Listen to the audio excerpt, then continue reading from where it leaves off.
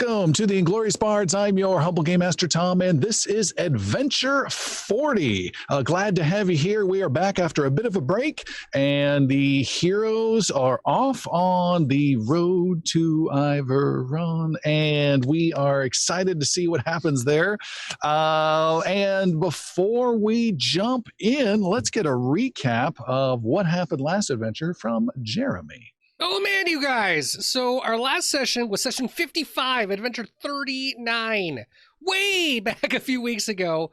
It started with Master Yaru, who was astral projecting back to his monastery and finding that the monks, while in his absence, were starting to buy into and welcome this oppressor of this Char-Ice, saying that she's going to bring balance and that she's all about enforce, but really was not listening to any of his reason or any of the understanding that he was bringing into it. So he left completely frustrated and came back to us where we were at Port Rising, and we had descended down into June Cartland's lair to confront him and to do our best to end the reign of the Pirate King.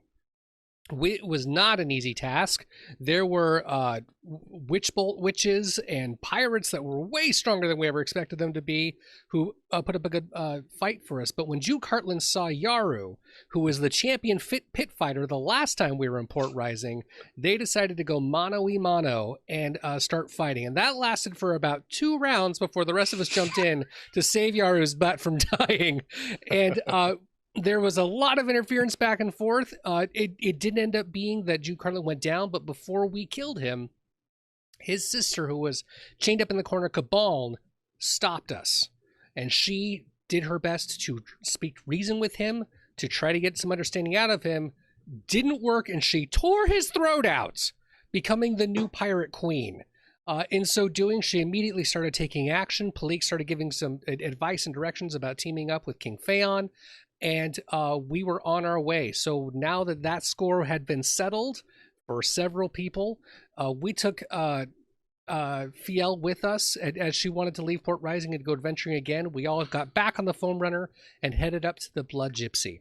Before we got to the Blood Gypsy, though, we ended up seeing a performance troupe, which had some really interesting shows about our futures, as they could read them coming out of us, and different intentions that we had that we were going for.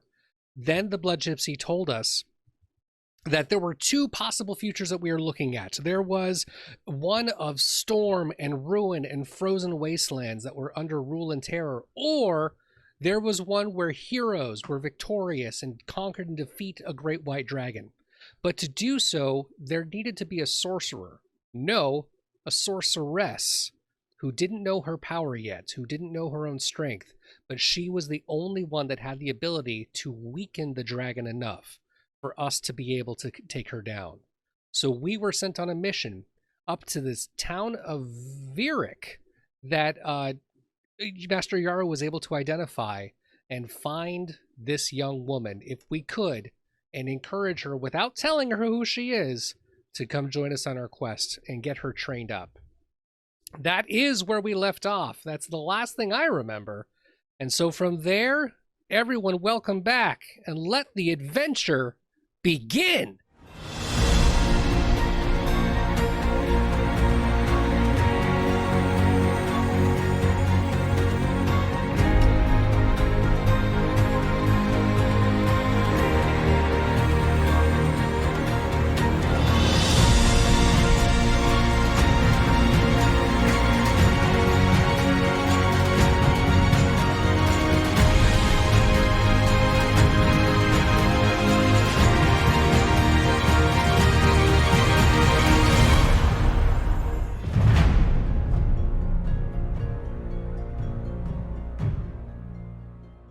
Snow falls gently onto a village in the northern kingdom of Iveron.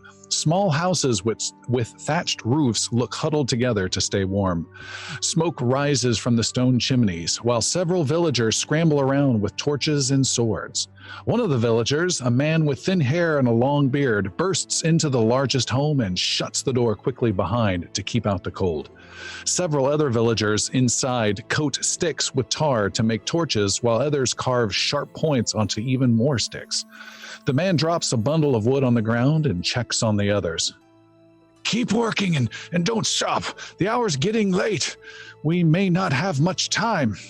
A woman tears strips out from an old robe to make bandages. But how will we know when they come?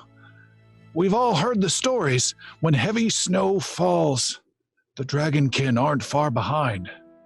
The villagers in the house exchange worried looks. But why attack us? Why now? Our village is not at war with them. We're in the middle of nowhere. They've been striking at exposed villages for weeks now. It was only a matter of time. But magic is what brought them. No, don't say that. It was the witch. We should have banished her from the village long ago. You shouldn't say that. It's not her fault. She plays with fire and almost burns down the barn last week. And now the snow and cold fall over us like never before. This is no coincidence. The dragonkin are hunting down the witch's magic. All you offer is fear and lies. Turning on each other is the last thing we should do. We need to protect the village and everyone in it. Not her. We should have never harbored a witch, and now we may pay the price for it. An older man with a braided beard bursts through the door, leaving it open. Colium! The Colium are here! A dragonkin flying from across the lake! Warn the others. You, get those torches lit, now! Those who can fight, bring weapons. The rest, stay inside, lock the doors, and may Olark protect our families.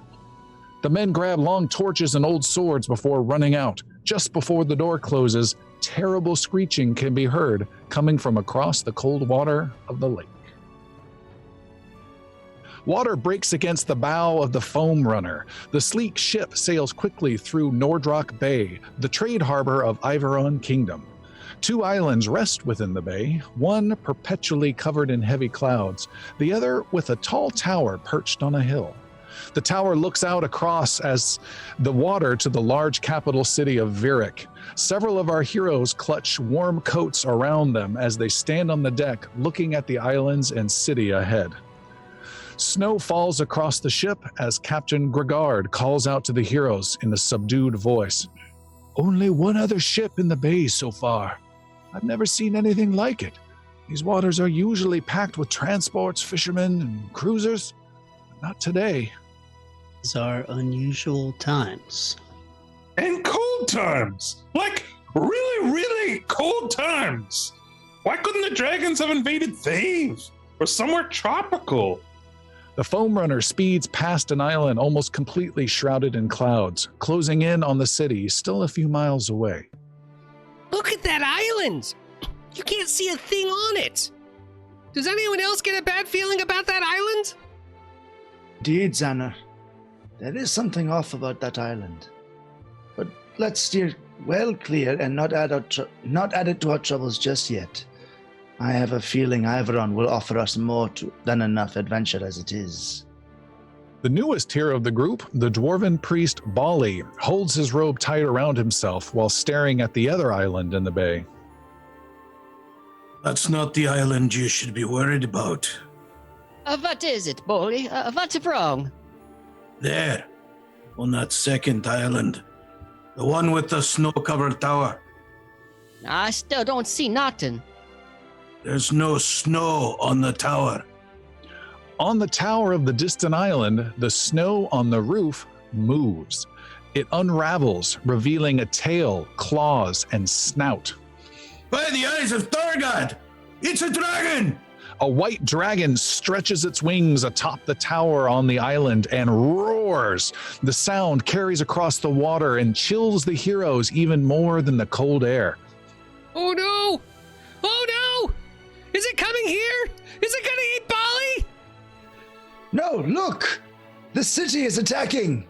Distant streaks of fire arc out from the docks of the city of Verrik. These balls of fire sail out over the water, splashing into the water, some hitting the island, and several crashing into the tower itself. More catapults fire from the city, sending even more streaks of fire across the bay. The dragon roars, unfurls its wings, and launches off the tower. The beast dives down at the water with incredible speed. Is it char ice? Does it need to be? The dragon levels out at the last second and flies just over the water. It flaps enormous wings and then glides towards the foam runner, the tips of its wings lightly dragging in the water.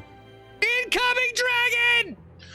Dragon is sweeping right over the ship. The crew is starting to scatter. You all try to scatter to some sort of defensive position as a big blast of cold rakes across the ship. I need all of you to make a reflex 32 save, please. Ooh. Percy finds a small boy and ties him to his back. we may have heard that before. Yeah. Oh my god. Yikes. You said reflex? Reflex. Only 32 though. Yeah. 32. Like, The natural one. Oh, 30. I did roll a nat 20, so if I can help anybody out. My successes are all critical successes, so I also critically succeeded. You did? Oh, okay. You cannot do that, Palik. Bali, you still need to deal with a natural one. Okay.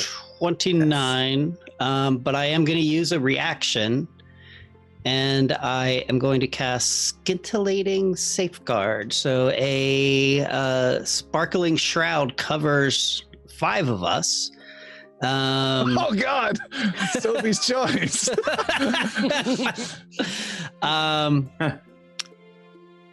Not Yaru and not Palik, and so it'll be the rest of us. There. And it will be against cold damage, and it will be Wait, give there's us only 4 of resistance. you. Oh, is that 4? Yeah. All right, He that's says what- out Let it loud. play. Let it play. all right. Then skipping Palik and covering everybody else. And it's just resistance 10 versus cold. That's pretty Okay. Scintillating. That's Scintillating. What it is. Gotcha. Thought Cool. he said titillating too. All right. So it looks like Scintillating. we have Piercy fail and Sildren fail and Bali critically fail is what I'm getting out of this. That's correct. All right. So everyone who passed take 15 cold damage. Those of you who critically passed take none. Those who failed take 30. And Bali takes 60 points of damage.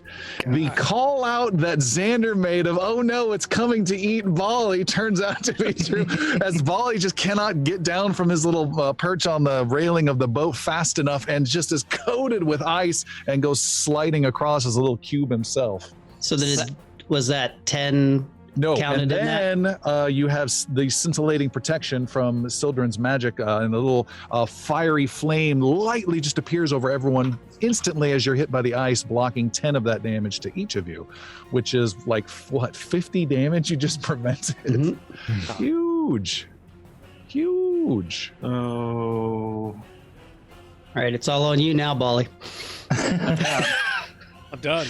And you said it's flying over the ship, not at us? It just flew right, just made a strafing run Okay. over the ship and is just flying off the starboard side right now. Heading towards the city. Nope, heading out away from the city. Okay, awesome. I don't see myself in the lineup for initiative. Well, Initiative? So I'll just see you guys next week then. see you there. There we are. Are we in initiative?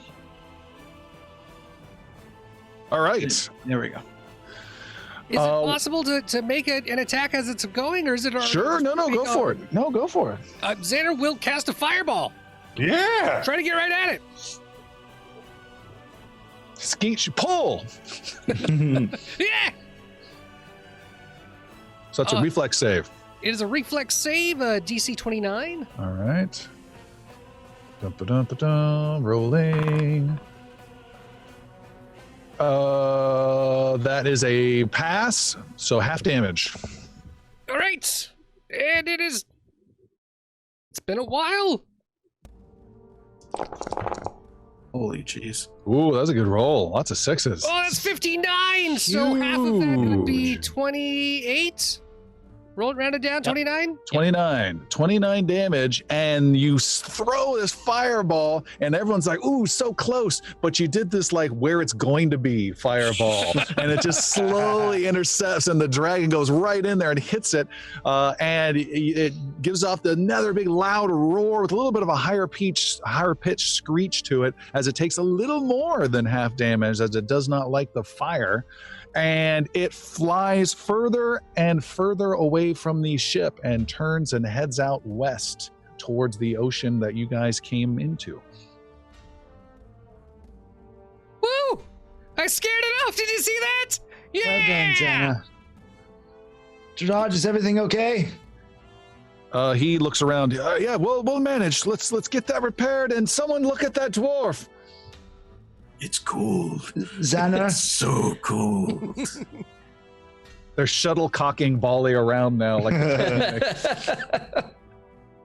It's more like curling. Yeah. Master Yaru, did you have something to say?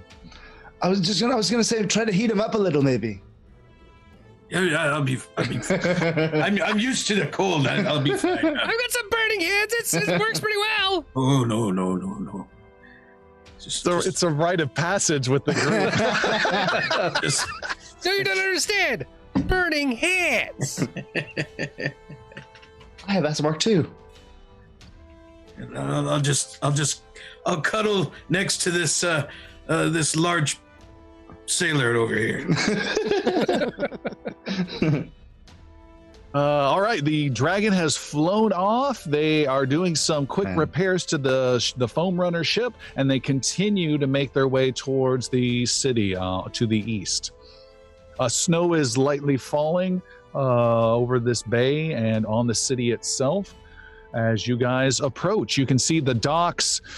A good third of the docks have been damaged. Wood has been shattered and broken and hangs precariously off of pier poles sticking out of the water. 2/3 of it's still intact. It's not a lot of ships docked as the foam runner's coming in, and Captain Gregard is getting his crew ready to dock. Not a lot of commotion going on the dock. There's a couple people and a couple carts, but it's a sizable city, but not a lot of foot traffic on the dock today. And the city was like defending itself against the dragon, yeah? Yes. So Sildren's kind of taking stock of what the defenses of the city look like to see what like he can make of that. Sure. What you can see is they have several large catapults that are mounted and blocking a lot of the dock foot traffic area, and they are pointed out west towards the bay. And they have already reloaded them and are ready for another salvo, though there's no dragon in sight right now. You see they've got some fire set up nearby to light things aflame, and there are soldiers ready to strike back. The soldiers are wearing compared to Navarre that might have chainmail or maybe even a couple plate mail armored soldiers, here they're wearing leather or nothing at all but fur clothes. The city, as you approach, it's made up mostly of wooden houses, thick logs, almost log cabin-y style houses. Completely different style of city than Mirskan. There are heavy palisade walls with pointed tops that zigzag everywhere throughout the city. A whole bunch at the dockside here, and you can see going throughout the city. The foam runner comes up to the dock. Lines are tossed. You can also see there's numerous flags of Iveron. The flag of Iveron is a curved piece of cloth material that has a blue outline out on the exterior of that curve, and inside are two blue axes that are crossed in the middle. And yeah, the foam runner docks. There are some people coming with some wagons. They're looking to unload or load and figure out what's going on with this ship. And you guys are there. You've arrived at the city of Verrik. Xander's gonna start detecting magic. Just kind of ad nauseum. Just where we go, just no. All of this is so no.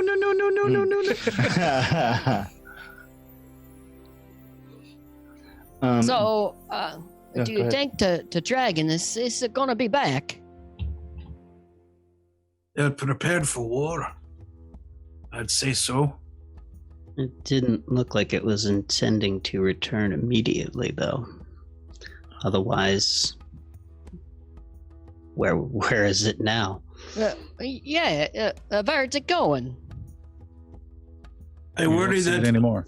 I worry that under the rule of Char Ice, it's always hard to say her name, that she is one for bringing the dragons together, making her army. There's more.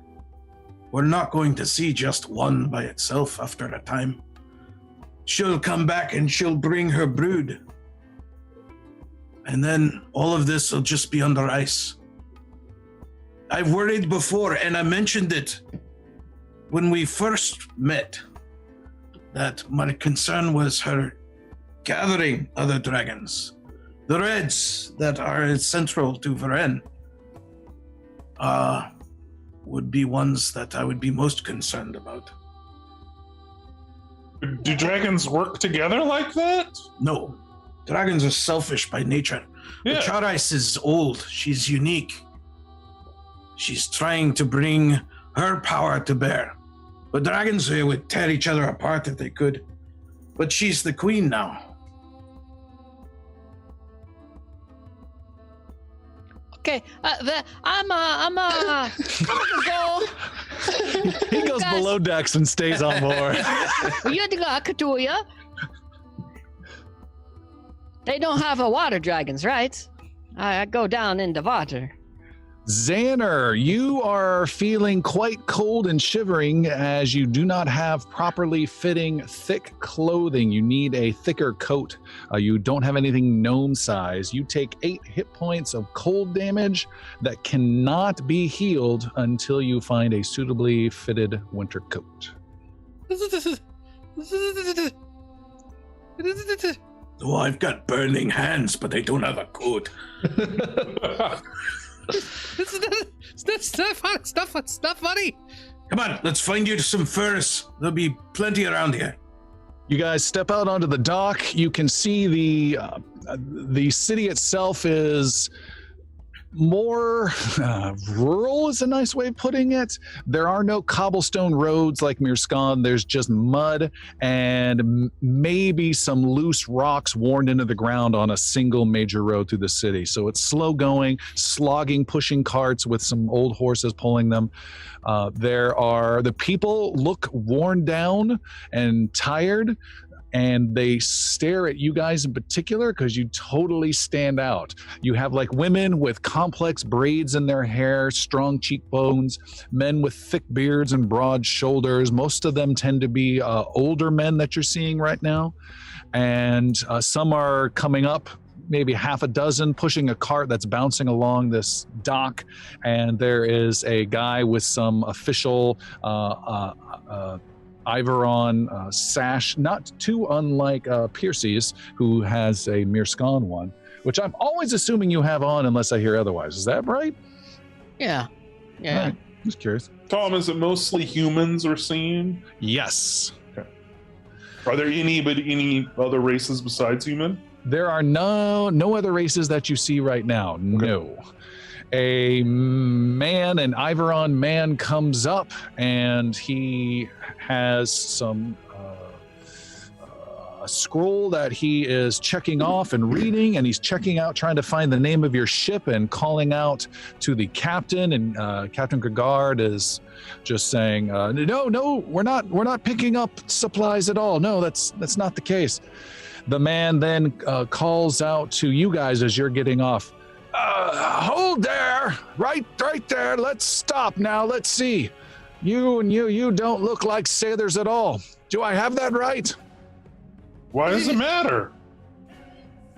That's what I thought. And yet, let's see. We've got some swords and some staves. So some of you, although not looking particularly strong, you are warriors or mercenaries at the least. You are assigned over here. You will stand in line and join a militia. It will be assigned to you. Keep your weapons at the ready. You will be given a bedroll and one warm meal each day. Sir. What? Yes, we are not the conscripts, but we are here on the king's business. I don't care what business you think you're doing. All able-bodied men with blades are sent to the wall. Well, I'm out then. I've got a hammer. And we're not going to have a problem here, are we? He says loudly and snapping his fingers so some guards further away back on the dock can get some attention. Well, that's not a problem. And no, we go about our business and we'll help where we can. Your business is to stand right over here in a single file line. He points to 3 other sickly looking old guys who got off a boat maybe earlier this morning that are standing there and shivering. They've got some old rusty weapons at their sides and they're just waiting. Sildren shoves Xander forward. Tell him who we are. Really cold hands. We are the champions of the Ren. We are the ambassadors of King Phaon. We've been sent here to actually assist in fighting against the dragons and the wall, but we have a very particular mission that we're here for, and we cannot stand in line. It is urgent. I don't care who you think you are or some silly king story. I've heard it all before. My mother's sick. I have a bad leg. Get in line or there's going to be, and he's waving the guards over even more. And you're pretty loud. You hear another voice from those guards call out, "Hold! Hold!" And a man with broad shoulders, a red beard, he has a wooden leg and a left hand that looks to be recently amputated, pushes way past the guards and tells them, "Hold!" and holds out a hand to them and pushes past some of the little dock workers in their cart and walks up to this fussy fellow who's addressing you and says, "We have a wizardy gnome, a mage, a woodsman, and the panther. Yes, I know you. You are the defenders. We know you." See? And, he knows us. and do we know you? Yes, I'm sorry. These are not your conscripts. These are the defenders of the realm. Excuse him. Come with me. The general would need to see you immediately. I'm Olashan of the Ice Hills. Pleasure to meet you, Olashan. I'm Xander. That's Sildren. This is Yaru. That's Bully Master. over there. This is Piercy, and that way back there, that's Palik. High five. And you're Xander of what? Well, He's got a lot of names. Let's just move along. I would like to know your tradition name. As I said, I am Olashan of the Ice Hills. I am Xander of Edlin Home, champion of Navarre, defender of the realm, keeper of the Nexus Keys. We tend to keep our tradition names rather short, but all right. Like this, this Anna. way. Anna, like this. I am Master Yarur of the Three Winds. He nods and points at Master Yaru. All right. Okay, I can do that. I am Xander of Edlin Home, champion of Navarre, defender of This the way, please. This way. Ulthar of the Hill People. Should I be coming along? I am Bolly of Last in Line. Should I be coming along? After you. Everyone's worried when you say that. He leads you through the city, past a couple makeshift pens where animals have been temporarily caged to keep them, I guess, out from farms further out.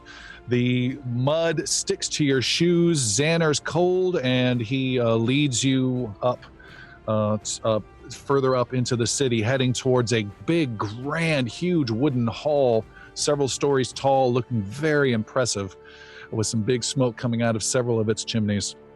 So bad I don't have my tent with all the magical fire inside. Yeah. I'm amazed that you're here. It's a good omen for sure. I had heard that the defenders were dead.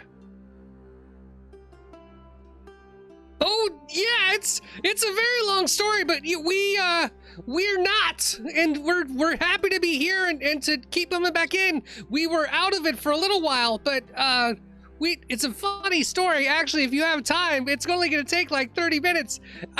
There's no time for that. I'm sorry. How long have the dragons been here? 2 months now we've been at war. 2 months! And you're still alive? Yes. How often does the dragon come here? The dragon, there's a whole army of The big flying bastard, dragonkins. the big one. Oh, that one's been coming on and off for, I don't know, 2, 3, 4 weeks now. I'm guessing with greater frequency. Closer, I'd say. Couple of early raids in the beginning, and then keeping his distance, and now slowly getting closer and closer. It's a she. It's That not might not have been char ice. It has not often stood on the tower and taunted you. This is a recent affair, is it not?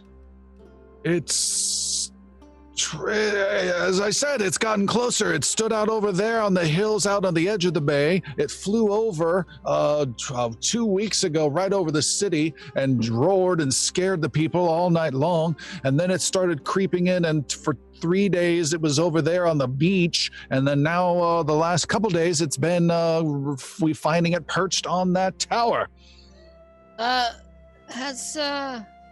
Is there anyone has gone up into tower to see what she leaves behind? No, we had to abandon the tower and take Trothar out of there, and that was a whole other political hubbub. Who's Trothar? Trothar, he's the brother of the king. Which king? King Grever of Iveron. But you're not here to see either of these. You're here to see General Vormon. He will be eager to meet you. This way. And he parts open big, huge, oversized wooden doors. Within is a giant Viking hall with a huge rectangular long fire pit in the middle with a big fire going. There are several people gathered on the side. There's some maps that are on some tables. Some stew is being served. It's kind of quietish, and there are some leader type folks on the far side that are having some discussion, and everyone stops as your friend Olashan parts the doors. General Vormon, I bring great tidings here. I have found the defenders of the realm. They have come to Iveron to save us all. And Oh, everyone's like, fire! Ooh, huh. As we enter the room, Yara's going to go over to those maps and start looking at those. Okay. All right. Yeah. Is there like a fur cloak like lying about somewhere? Not lying about, no. Xander starts kind of like inching his way towards the fire. Okay. Oh, okay. Feeling 8 points, now 7, now 6. Bali's going to join over with Master Yaru and start poring over these maps. Bali is just fussing over distance and possible travel routes for the dragons that have been discussed. Like, most likely a nest would be here or some such. This is where they would be coming from. That kind of Okay. I like how we come in, get introduced to the general, and we just like split up and Scattered ignore it. different areas. we don't have time. On this place. No I need a hard target search 5 miles around. Doing that Captain America thing, we just walk in. Okay, yeah, so he was here and then about 5 kilometers. All right, so there is a clear leader in this room at the opposite side who rises up and leaves the people he's talking with and comes forward to get a look at these defenders. I believe that leaves Sildren, Palik, and Percy. Yep. Piercy. Sorry, to interact with him. He walks up. This man is a tall man, but not as broad and sturdy as some of the other people you've seen. He is also decorated in unusual accoutrement of symbols that are like a circle with a lightning bolt on it, and there is a circle with a kind of Viking helmet symbol on it, and he's decorated with all these different symbols, and he carries a very dark wooded rod in his hand as he steps forward to you, and he says, "I am General Vermon of the Iron Cages. Who are you? Speak." Sildren of the 7th Conclave. This is Piercy, emissary of the King of Navarre. And this is Palik, of Palik. Yep. He comes close, very close, and starts looking you all over, particularly the short ones that he towers over. Which one? Piercy and Palik. All of the short above. ones. You're both short. Yeah, and he looks over. Not who I was expecting. And you, he says to Sildren, tapping your staff. You are a hunter? Sorts. He eyes you closely. I know of your deeds. You are the defenders who have slain the great pirate on the seas. We have. I'm also, amongst other accomplishments. I've heard another very important one, if it is to be true, and perhaps one to be wary of. You toppled an entire government, the Senate of Navarre. Only with the leadership of our good king, King Phaon. And the king sends you to help. That he does. He sent about a dozen men a month ago. I had hoped to send much more than that. Now he sends you, and I am grateful, do not get me wrong, but I had expected an army to come from the south. Do you think the dozen men he sent before could do the things that we have done? He looks down at you, Piercy. And the Kingdom of Navarre itself is threatened as well. There's more than just the dragons in the north now. What danger does Navarre face? More dragons? Tariffs, taxes. The same danger Corruption. Ivaron has faced. And Yarrow will begin kind of walking towards the general. Accidentally ripping the map off Yeah. the table, dropping it, clattering things. Drebin! And you join the group. Yes. Danner comes in from the other side. We're here on behalf. No. No, I'm important. Olashan, you insult me with this, he says, pointing at Xander. I didn't go through the trial of the helms just to have some fancy wizard from another land blunder into my hall without paying his dues. Out with you. What is this trial of the helms? Fancy wizard. Olashan comes over and says, I'm so sorry, General, and I'm so sorry to you, Xander, he says to you. It would be best if you waited outside. If you send him away, you're sending us all away. And the general says, don't be a fool and do not insult me in my own hall. And Olashan is gently pulling on your sleeve, not so gently pulling on your sleeve. Please go. General, Your Eminence, if you are to send our friend into the cold, I request you provide him with warmth. That is only generous, is it not? He nods at Olashan, and Olashan nods back. I'll take care of him. Piercy wants to use quick coercion on the general. quick coercion. That tends to be a very negative related endeavor. It's a bully of sorts, a bully attempt. General, the king of Navarre, King Ivaron, King Phaon, he himself has sent us personally to come and help at you because you cannot do for yourself what we can help you with. So I think you need to just take a moment here and understand what that we have brought with us. We have brought the fighting power of 100 armies, and we have sunk the pirates, and we have turned around this great kingdom of Navarre, and we will fight for Ivaron too, but not if you're being rude. Oh, well, this was fun. For the podcast listener, go back and watch that scene for Jeremy's reaction. Yeah. And he says, Alashon, hold, there's another. And Alashon comes over and says, I'm so sorry. You must come with me. Would you like to be warm too? And the general says, now, if the rest of you would like to talk, there is much to discuss. And he motions Sildren and Yaru and Palik over to the map. Bali's already Indeed, yeah.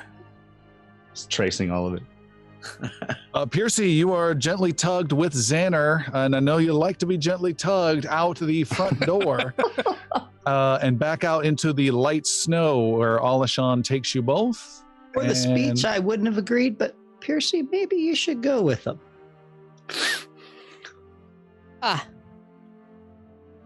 It'll be okay. I don't know why I chose that feat if I cannot use it.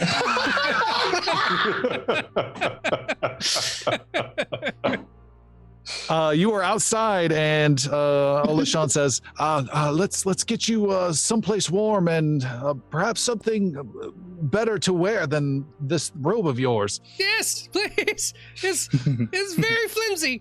And he takes the two of you to a different part just around the block to a store or two. Back inside the hall. Bali, what are you doing? Bali is poring over the maps. He's understanding what's going on back here. He knows they're approaching, but he's still poring over the maps and figuring where the dragons have been showing up. And his focus has been to that. He's been listening to what's going on behind him, but this is his thing. All right.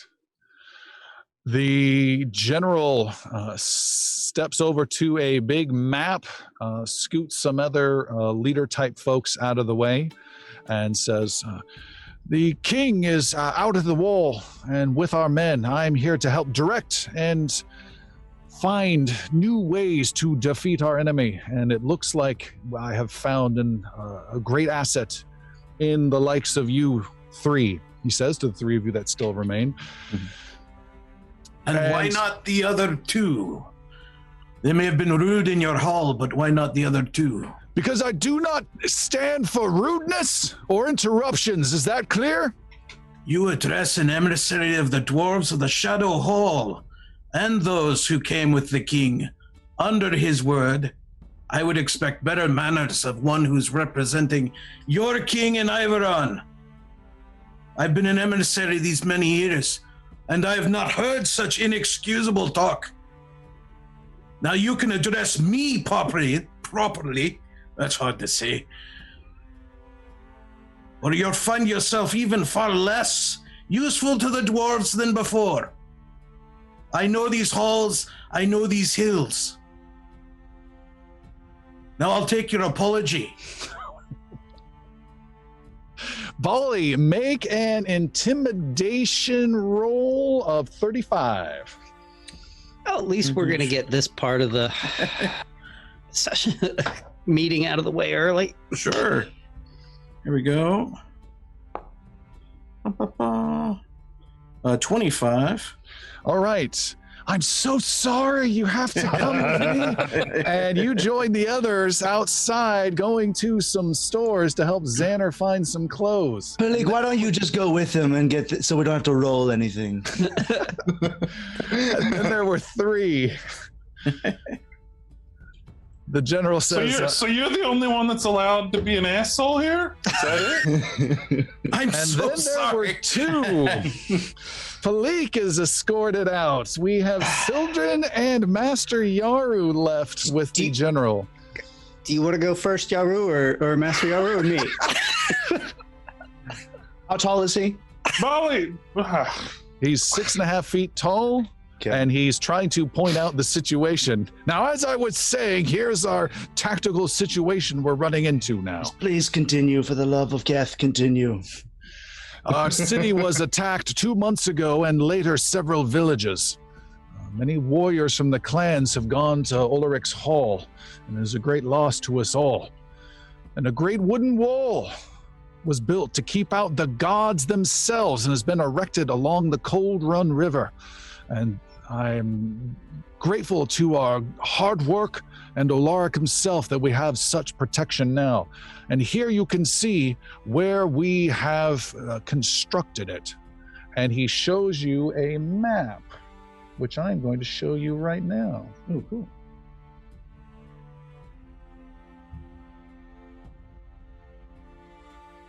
Might want to look around and zoom in and out, and you should see the map.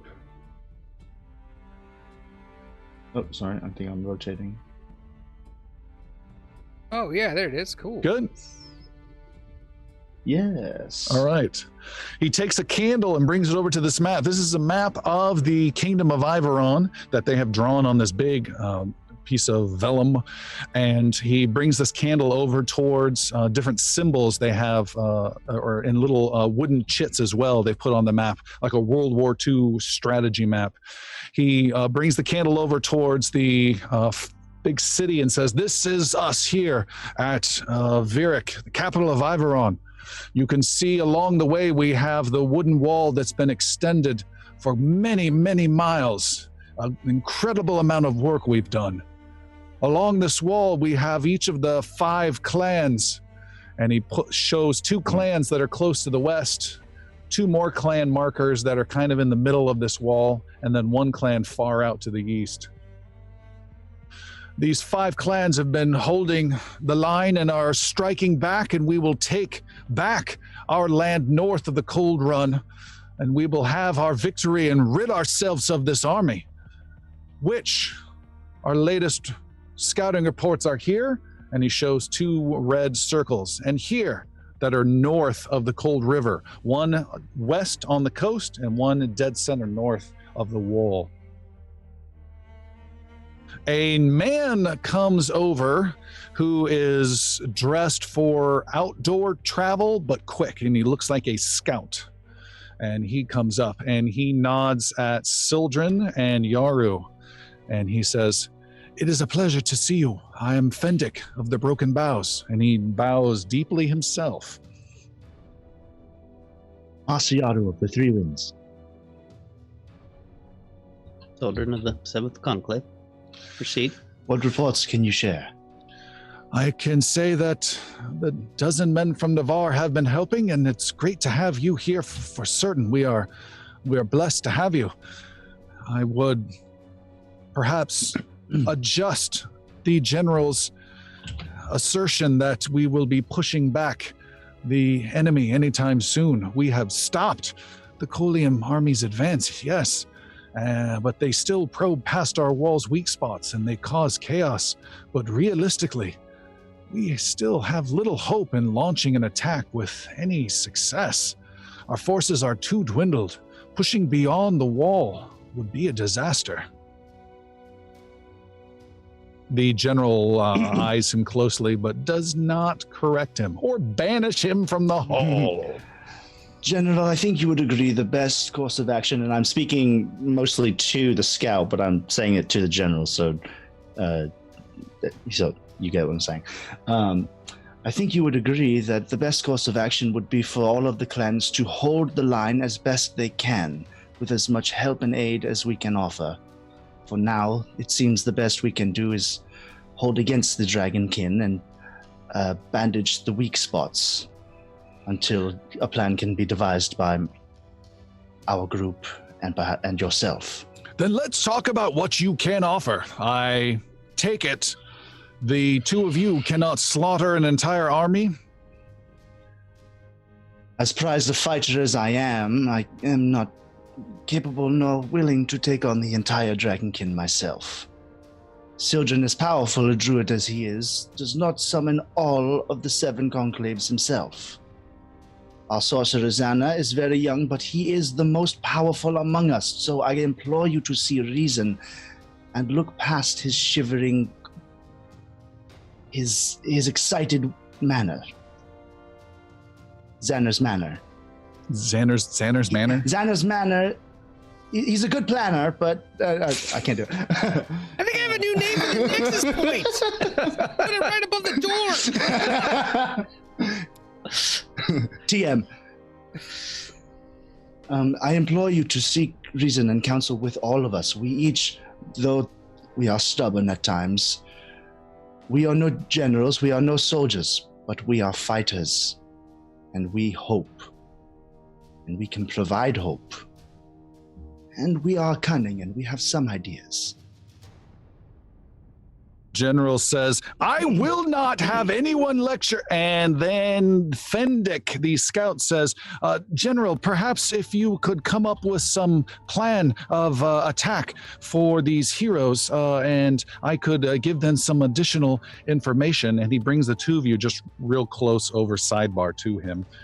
And Fendick says, you must understand, magic of sorts you may run into or even have your allies outside wield is frowned upon here in Iveron. And very few are capable or allowed to wield magic like that. It is considered a curse more than any other. General, Vormon is the most powerful man who does wield magic, and he has gone through many trials to have the authority to have such power and the respect that it deserves. So to have someone who has not earned that right is quite an insult to someone of his stature. So just keep that in mind. I understand. General, I know only two things. I know only two things that I must do here in this land. I am happy to devise a plan of action with you. However, we do have plans of our own. Well, then let's talk about the plans of ours that may very well be much more important. I'm thinking the delivery, he says to the scout Fendick, who nods. And I'm thinking Kalkuvad. And the scout says, General, we've talked about this. Get. And he shoos Fendick away. I can think of 3 ways you can help immediately our situation here. Number 1, one that is most dear to me. There is a very important delivery that has not shown up as expected. A vial of magic ink straight from an ally in Mist Lake has not arrived. No one outside this room knows its importance, and important it is with my craftsmanship of ancient runes. And the ink within that vial, I can glean new ways to end this war and identify weaknesses of our enemy. It is very important to get a hold of this. If you can find this delivery and ensure its safe return. It was supposed to follow along the road that has been hastily constructed just on our side of the wall. But again, it has not arrived. The teamster's name was Ugana. Local that Union like- 429. Yes. As it says, like Uganda with no D. Yes. Sweet. He said, there's also another bit of interest that I think could also be very critical to us. Do you know the curse of magic that plagues these Colium dragonkin? Some of them actually wield this dark magic, summoning ice and controlling the movements of others. Did you know they can do that? We have dealt with the Colium before. Well, we have dealt with a special type of Colium, a dragonkin named Kal Kuvad, and he seems to be skilled in magic more than the others and has some sort of sway over these special types of dragonkin, and he has been battling us for weeks and weeks now and taunting us with each victory as his mages assault our walls over and over again, and has been an annoying, dangerous thorn in my side. But during his last attack, our brave Iveron forces fought back and wounded him, and he flew off like a coward. I believe he's quite embarrassed about this defeat, and I could not enjoy it more. I expect him to be licking his wounds due to the fact that we know exactly where he is, not far behind enemy lines. And he moves his candle to a mark on the map that is between the two army divisions north of the wall. Stalking him down and slaying him would deal a blow to their strategy as well as the magical leadership of their army. I would send in some of our troops, but as I might reluctantly agree, perhaps leaving the wall would be a misstep at this point.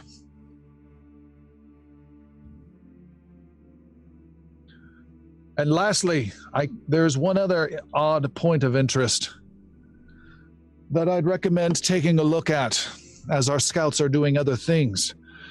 Figuring out why these dragons have taken an interest in a ruined tower not far away. And he moves the candle over to the far east side of the map, where there's a simple icon of a tower there.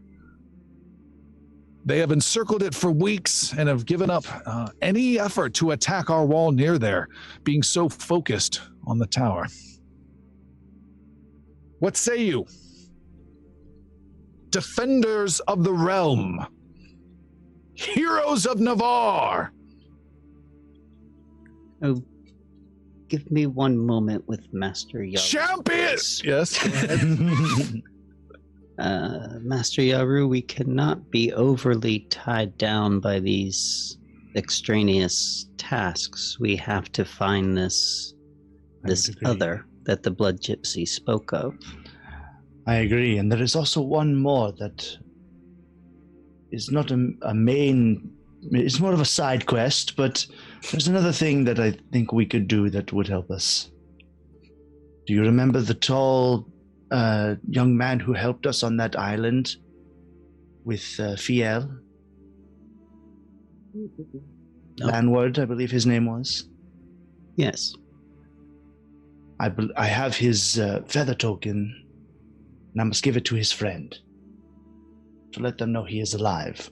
A small gesture, but an important one to me. And that is here in this city? It is in this city. We must find someone. Tell me, Scout, Fenrik, is that your name? Fendik, he comes Fendik. over. Do you know one of the name Magdora, who lies in the city somewhere? He says, I can't say I do. I spend most of my time out at the wall. A lady nearby, dressed in some fine furs, says, I know the lady. You know Magdora? Yes. Where can I find this one? I can show you if you'd like. Yes. Before we do that, General, where are the Navarran men who came up here not long ago? It would be good to see some possibly familiar faces. I do not know that information. There are hundreds and hundreds and hundreds of men scattered about the wall, and the king is organizing that out in the field. Fendik, do you have any knowledge? I've seen them on and off. They've been scattered about. I've seen two here, one there. Again, it wasn't a sizable force. It would do a great honor to us all if you would let them know that the defenders are in Verrik. I'm sure it will lend them great hope and courage. I will pass it along. General, if you'll excuse me, I have business out in the cold then. General says, stay safe and fight hard. And Fendick bows and takes off. General, go ahead. We will take no mission without speaking to our friends. So we will take the information you have given us and discuss it with our others, and then we can go from there. Can you tell us anything of this tower that we saw coming in the bay? Aside from the king's brother being held there and now fled. Is it that is an area of some shame to the king. His brother Trothar has laid claim to the throne for many years, or tried to, but he is not of full strength of mind. He has withdrawn to his sole kingdom of one on the Isle of Trothar, and there he stays. He has not been banished. He has not been removed from Iveron. He has removed himself and has lived there for several years now, and refuses to set foot in Iveron as he is the rightful king, and this has gone on and on for endless conversations. Unfortunately, we had to remove him by force and bring him back here to the city, as it was not safe for anyone to remain outside the city walls, particularly those isles. And are there other peoples on those isles? Oh, no. Trothar is alone. He occasionally has someone to tend to him from time to time and bring food and cook and clean, and no one goes to the Shrouded Isle. I see. Well, we must discuss these matters with our friends. Then please send word what your decision is, and know that although I may sound gruff, I am grateful for your help here and being able to investigate what is possible to slay this Dragonkin mage would be of great use. Finding this ink that I could unlock mysteries of our enemy, or finding out what is going on with this tower with a star upon it. These are important things. So let me know. We will. And I'm just saying, you could have left some snacks out for us when we got here. You knew we were coming. Like, it's not a big deal. Oh, I'm leaving. Okay, fine.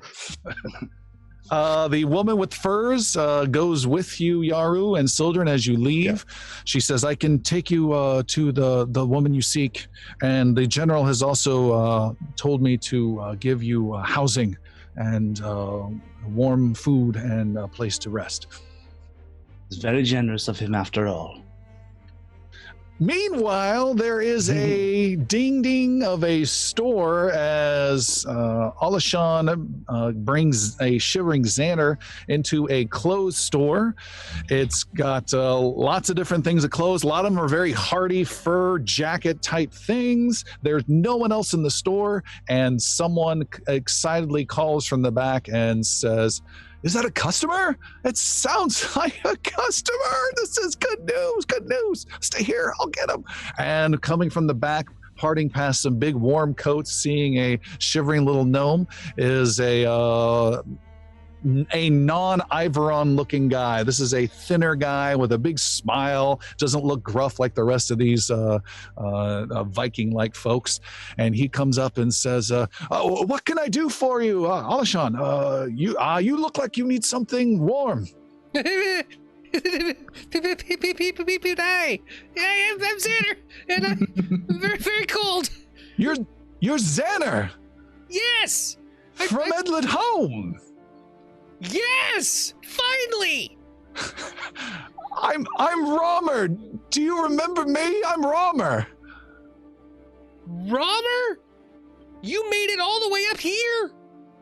Yes, you got back the money that was stolen from me from the Snow Wizard. Do you remember?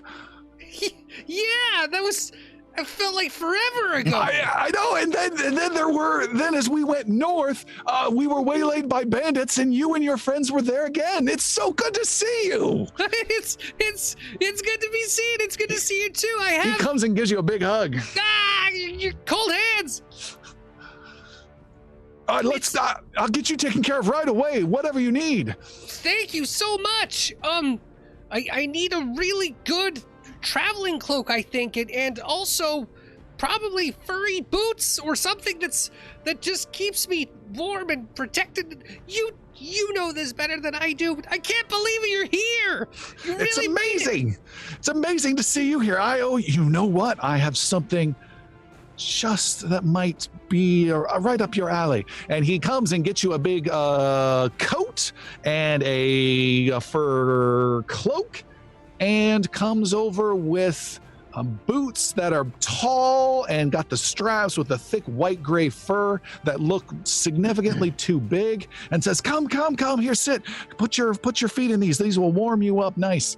And as you put your feet into them, they shrink magically to gnomish size. Ooh. Wow. Robert, do you do magic? No, but I have these, and the price is through the roof, and no one here can really afford it. I figure this is the least that I owe you and your group, although I don't recognize many here. Let's see. No. These behind me are the Defenders of Navarre. New Defenders of Navarre. After Edlin home, we went through a lot of different travels and went through a lot of changes, and Iggy and Idrisil that you'll remember, they are now serving the king in Navarre. Oh. They're captains of the guard, and Idrisil's in charge of the wolves, all of the wardens of the forest. And Killian gave his life to save mine, which happened down in Tabernary, and that was a long time ago. But I'm only alive because he sacrificed himself. And Jix, poor Jix, he died in defense of the king before he was able to get in to being in the kingdom. But that's how we got new allies. That's where Piercy came from. He is the guard of the king of Phaon. And Whoa! And this is Bali. And Hello. he's new. We're figuring him out, but it's always great to have new people who have our support. Robert, I've been through so much. I don't know if you're ever in touch with anyone down there. Probably not. But it's feels like the world has changed like 5 times since I've seen your face. I imagine it really has, especially the last few months. Well, it's good to see you, and no charge for any of this. Xander only, he says to the rest of you, looking through some nice things. I can give you a nice steep 10% discount for the rest of you for all the defenders. It's our defender discount, 10%. Wow.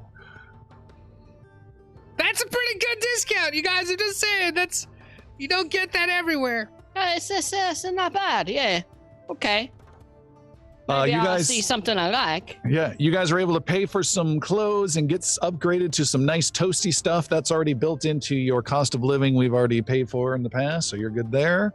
And Xander, you are nice and toasty.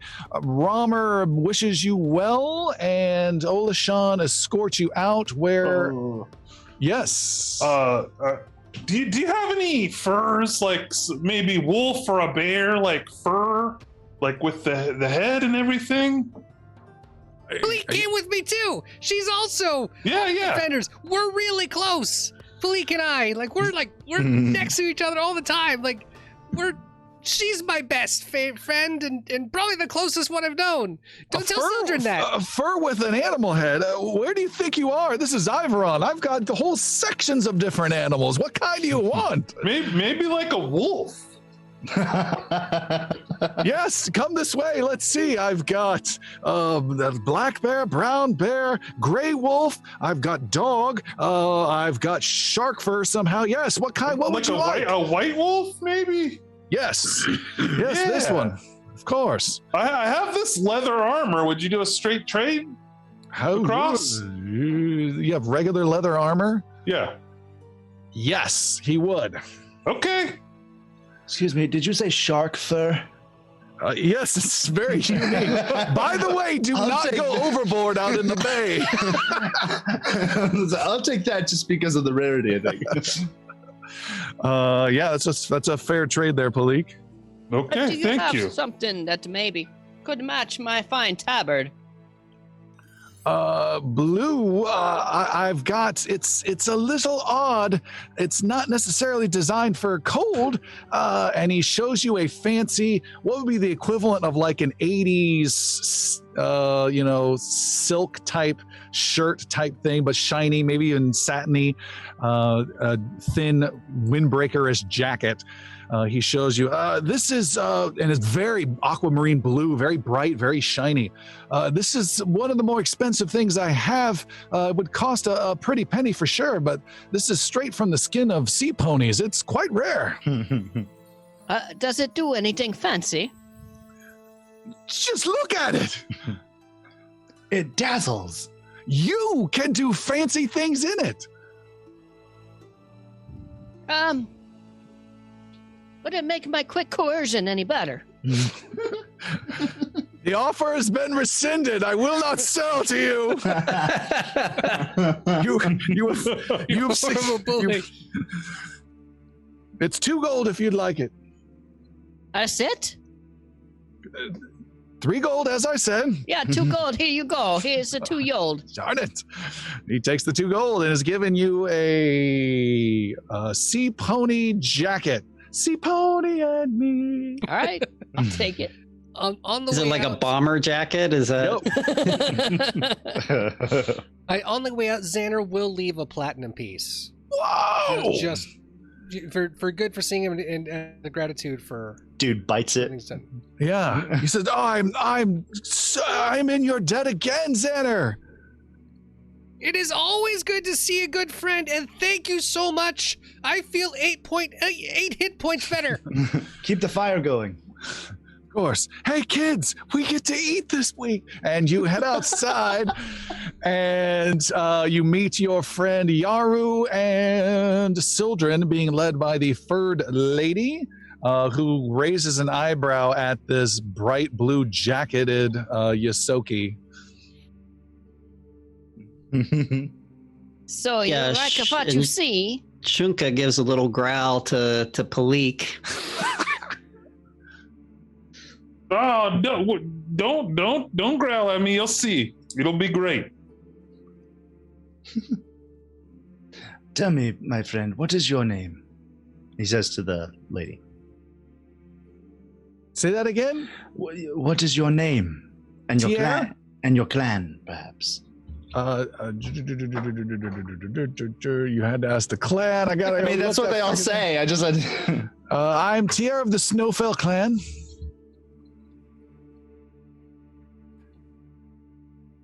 You're with the Snowfell clan? Yes. How's Duke Sieves doing? She looks down. The Duke was taken early in the battles. Oh. I didn't know him, but I knew of him. We all knew of him. Yaru, as we're walking, Yaru's just going to say, update everybody on the plan of action, the General's 3 plans. I wrote them down. The general has an interesting manner about him. I'm sorry he kicked all of you out of his very warm, very cozy meeting hall. There's no need to apologize. We're not even here for him. Yeah, fuck that guy. He wasn't looking for us. We were here for him. This is completely off to the side. We were dragged there. Do you I gotta remember? We're trying to find a sorceress. Yes, I remember. I got a sea pony jacket. But Look how first, shiny it is. Good job. Good job. before we venture south, this lady is taking us somewhere to meet a friend of Landward. Do you all, except Bolly, of course. Do you remember Landward from that island? Uh-huh. And Yoru will pull out the feather that Landward gave him. It is either an eagle feather or maybe a seagull feather or something like that. And I'm prepared to give this to the person we're going to go meet. Okay. You head over to the location where you are asked to find Magdora. It is an inn that you are brought to, and Bali, you get a little somber as you approach, as you see a sight you have seen several times before in your life, and every time you see it, you hope never to see it again. And that is tons of casualties and the dead that are gathered inside and also overspilling to the outside of this commandeered tavern that has been turned into a triage hospital. Wally will immediately start, and in a non-magical method, start going over Stabbing his dagger into people. whoever the medical quote-unquote attendees are, try to join them. Okay, you go over. There is a woman who gets in between you and the first person that you're heading towards. Maybe some wounded guy on the ground who's bleeding. She comes Sildren's over. actually joining Bali as well. Right. And come find us here when you are done with your task. I don't think this task will ever be done. Those dragons keep coming. The woman intercepts you, Bali and Sildren, and Bali, you were first. She stops and says, no, you can speak to your friend later. He needs his rest. I'm here to help. I can help with these wounded. She is covered in blood. She's got, what was normally beautiful, what you saw as beautiful braided hair inside the hall with some of these women. And the woman, Tierra, who's leading the group now, this lady is it's all wrapped up. She looks heavy bags over her eyes. She says, you know how to heal? We are both healers. Then grab those bandages, grab those buckets, come inside. There's some immediate help I could absolutely use. And she pulls you in with exhausted, excited, desperate, come in. And you go inside, the two of you, and it is as bad as you had thought. It is wall-to-wall cots, people laying on the ground, wrapped in blankets. There's lots of brutal claw damage with just massive wounds to arms and legs with exposed muscles and tendons and bone you can see. You don't see a lot of claw damage, massive claw damage to the midsection and chests or heads, which is not a great sign either. You also see lots of what you believe to be magically frozen limbs that need to be amputated, people crying out. There are very few in any way skilled people here of doctors of any kind, and she seems to be the most in command, and she does not even seem to be anywhere near as skilled as you folks. And she brings you over and says, hold him down, and we've got to roll him over, and we've got to get bandages on, we've got to change him. And she's directing. Some of the other people that are here, they're not doctors, they're not clerics, they're not surgeons, they're just people that are helping change bedding, change bandages. And it's like 80 casualties to 5 people looking after him. It's just an absolute mess. Looking over the race of these individuals, are they primarily from Iveron? Yep, they're almost exclusively Iveron. You see a couple elves, and that's about it. You guys get to work and start helping out. Meanwhile,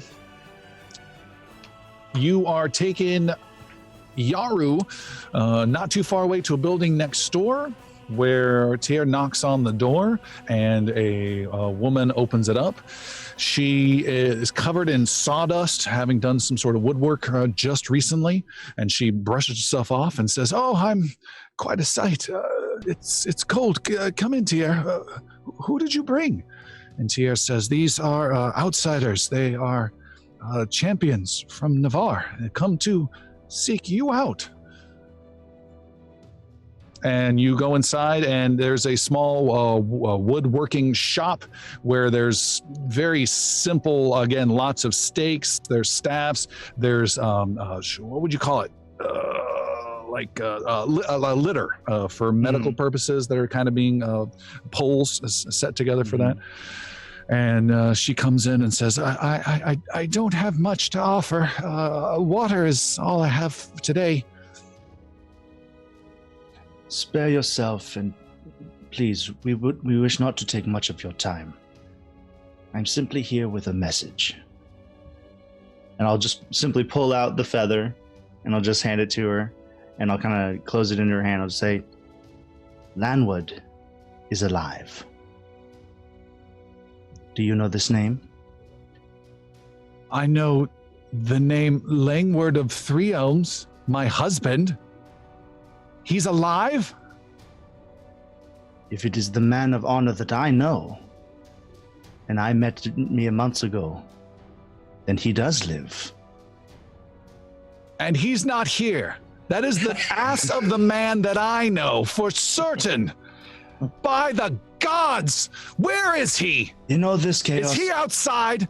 Not the way you wanted that to go. Trust What me. tavern is he in right now? Is he out on the dock, or is the one up near the east gate? If there was a tavern nearby, trust me, I would know. We could use a drink. All of us could in these times. Your husband is far away from here. Of course he is. Your husband saved my life.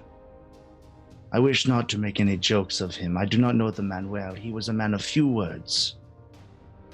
And if it is the same man I know, he is still trapped on an island near the Thousand Isles. And I'll kind of pull out my map of the Thousand Isles and show her generally where we were. Well, I don't think you have a map of the Thousand Isles anymore. I would have copied it, I imagine. No, you gave it to the captain. And you said you're going to commit certain things to memory. Okay, well, I'll draw it on. For our purposes, I'll draw There's it on. sawdust on the ground with some sticks. Yeah, I'll do that. I'll do that. This I'll map draw it will on last the- as long as you want it to, lady. I'll do one of those. Outing Langward's secret location. Come on, man, bros before us. He got a real nice bachelor pad. It's got 12 bunks in it. Lie down, man. Yeah, I'm gonna do one of those like Zen garden drawings in the sand of the islands and all that. He saved our lives, and we owed him this much. To tell his loved ones that he lives. Though with Charais and the Dragonkin around, I do not know for how much longer he is safe. Well, I can say that I'm grateful for you to tell me this. I agree that things have changed with the dragons. And lastly, not this one, but this island here is exactly where you say he is. Is that correct? You know, they all kind of look the same. You said it was that one. I will Langward remember not this. Thank you for this.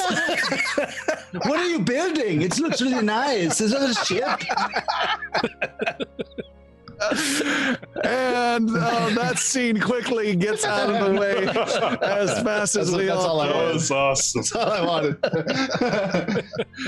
wanted. More time has gone on, and it is a mess inside the tavern. You guys are working super hard. There are each of you have one really bad patient, and she's like, I need help. And there's blood that's had to be held, bandages had to be held down as someone's bleeding out. You guys are there trying to apply bandages and use your medicine skills. I need each of you, Sildren and Bali, to make a medicine roll, please, with +3.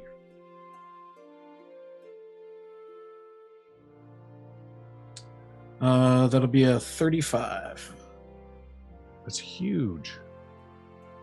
I don't see it on the thing. That's because I have assurance in medicine. Oh, guaranteed. 36. With the plus that I gave you? Oh, you said plus 3, 39. All right.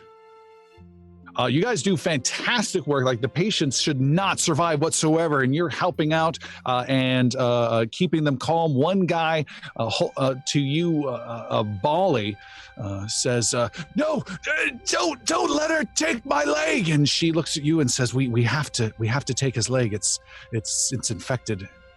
Hold him down." Is it beyond my skill of healing? It is beyond your skill of healing. It is. And he's got a grip of your arm, staring in the eyes. "Don't let her take my leg." And she hands you a stick.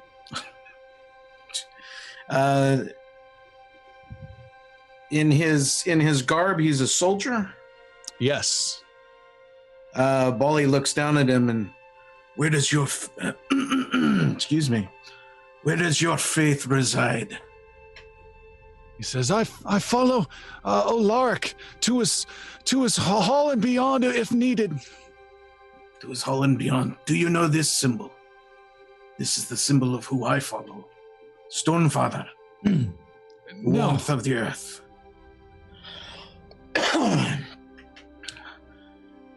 Thorgard is his name, and he watches over us all. He sees you now in great pain, and he knows the losses that you've suffered. But this loss is necessary for you. You are brave for being here amongst your companions. You're brave for standing up against the creatures outside. This is a small price to pay. I believe in you, as my Stonefather believes in me. I know your god would be proud to have you.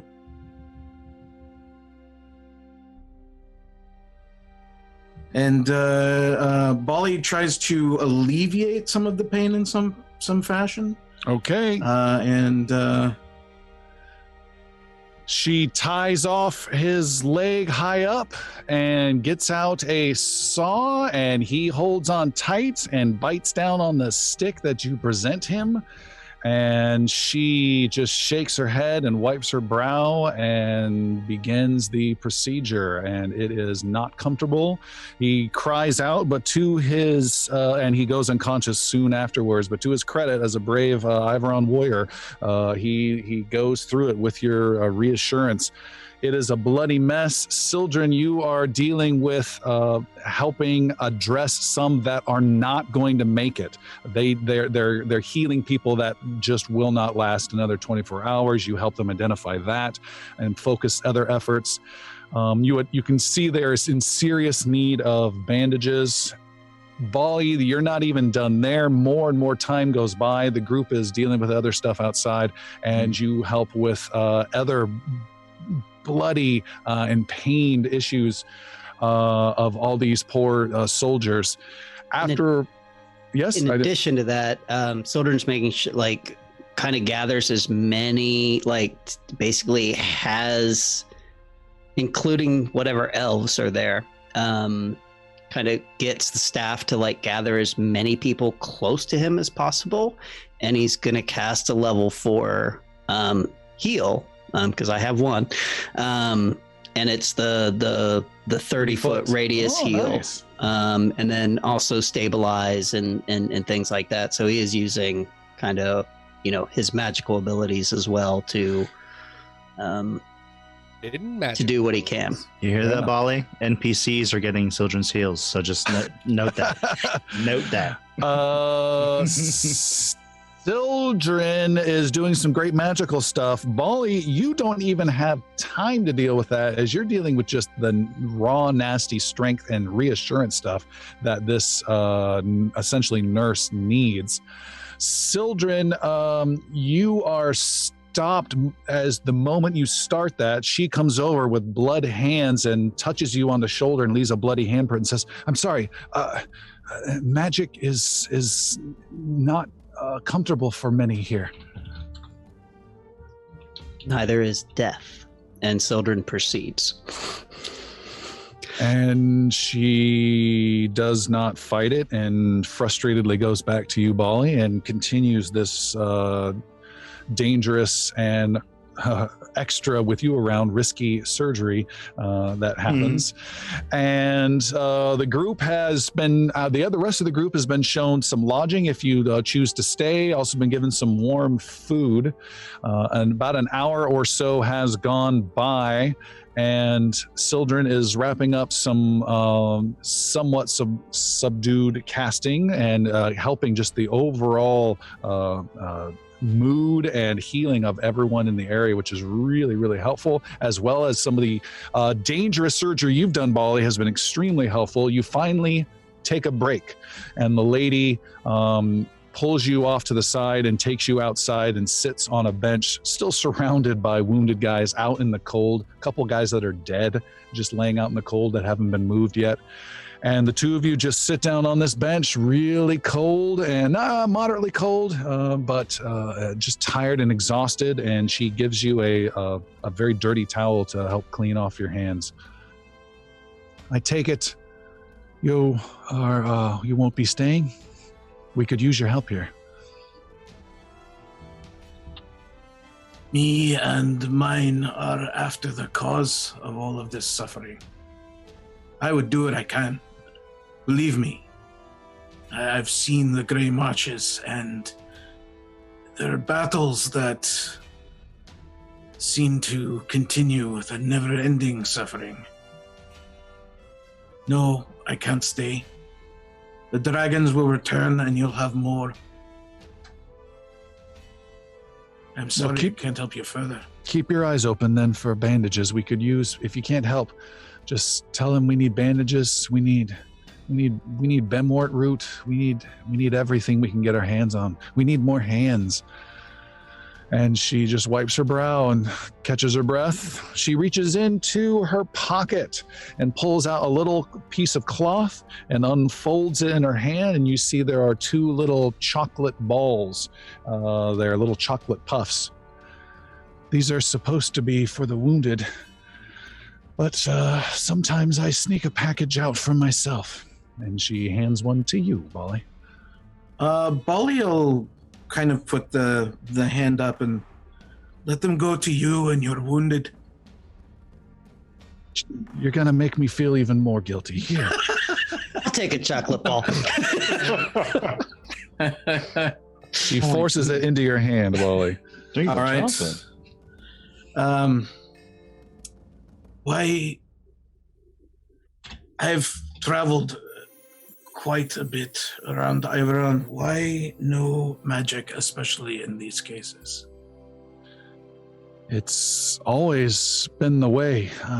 My understanding is Mist Lake to the east. Long ago, there were magical troubles and threats that came out of there. Some big monster, some say a dragon, most say a water demon, and those stories have gone on and on for over a century. And I think the king's father's father, maybe even beyond, outlawed magic since then. But we do what we can, and whoever can do does what they can. I mean, I'm a seamstress, but because I had access to cloth, I made bandages, and when the doctors were called away, now I'm the doctor. We do what we can. We do what we can. I thank you for this, and not just the chocolate bowl. It is always an honor to see so many fight so hard for what they want, for what they believe in. These dragons will go away one day. Then to one day, and she does a little cheers with the chocolate puff. The group is gathered in someone's home that they're not there at all, so it's all yours. Sildren arrives with a tired-looking Bali who immediately goes to a wash bin and washes his hands. You guys are all together. And not Yes, he attend to is. you. All of you, you've still got scratches and nicks. And Bali will go to his last round of treating wounds and take care of the injury. Draws a knife. Party.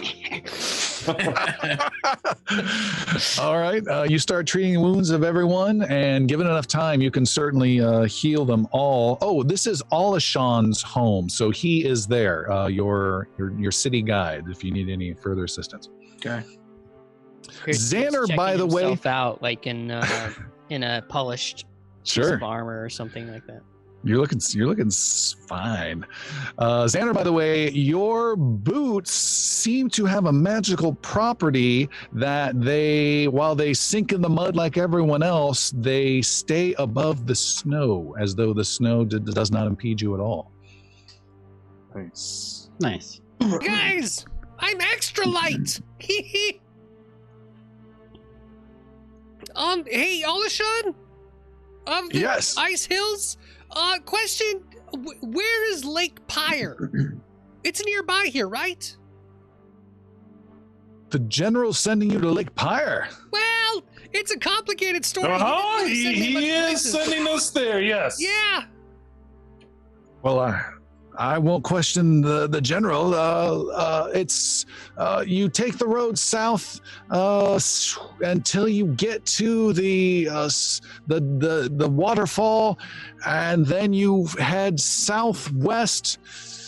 It's about a full day, a hard, long day. Most do the trip in 2 days. Is Lake Pyre? What on earth? Why would we send you champions there? Well, that is an excellent question, but one that I cannot tell you unless we would have to kill you with magic.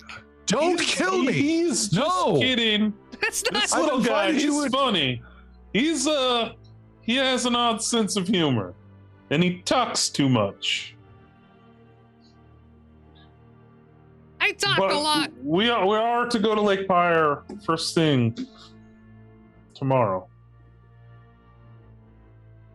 Well, how can I help? I can arrange some. You can tell Some no one that transportation? we're going to bake to the Lake Hapire. A secret mission. That's from how the- you help. From the general. Oh, it's a secret mission. Yes. That's this what I was little- trying to Just say. between you and me and the general. Got it. Yep. Just between us and you. Just pretend the general doesn't even know anymore. It's that secret. Yes. All right. So he might have Okay. even forgot he gave the mission to us at all. That's how secret. Oh, he forgot. We to are give- not I making this see. I'm onto this. They didn't just bring me into the hall as an advisor because everyone else of importance was out on the wall. I know things, yes. Exactly. We're gonna nickname you Scapegoat. It's hilarious. Sounds strong. The fastest you guys- goods. You guys rest for the night then and wake up the next morning. Get So, to heal up. is that the name of the lake that the blood gypsy gave us? Is that? Yes. Okay. All right. Are we going to talk about the Tower of Scourgeonar, or are we just going to ignore that? That's Possible you guys. Tower of Scourgeonar? With the star, he said. So Have a conversation. You guys are in the morning. There's some food being served by Alishan.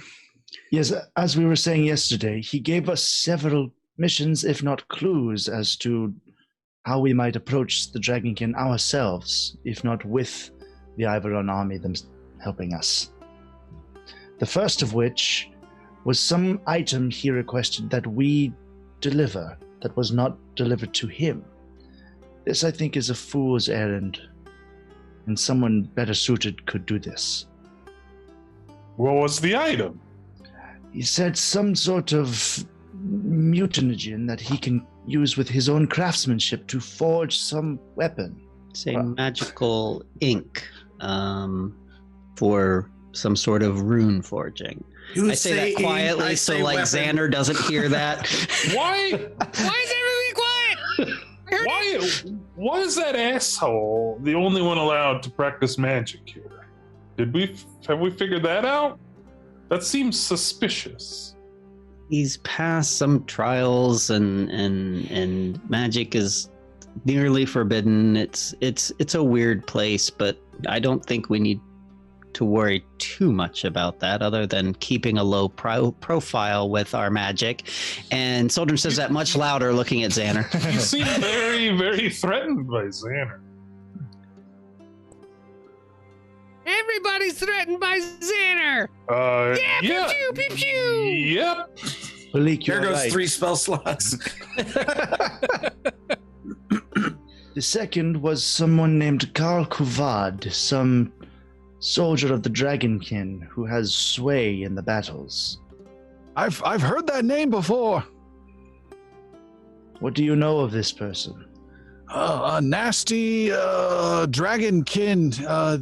Some of the warriors have mentioned his name and with respect of battling him. Yes, they gave us his approximate location and said if we can get behind the enemy's line and defeat him, it would cause a severe scar in their battle tactics. Ooh. But again, I feel this is a fool's errand for us to handle. And the third, Maybe.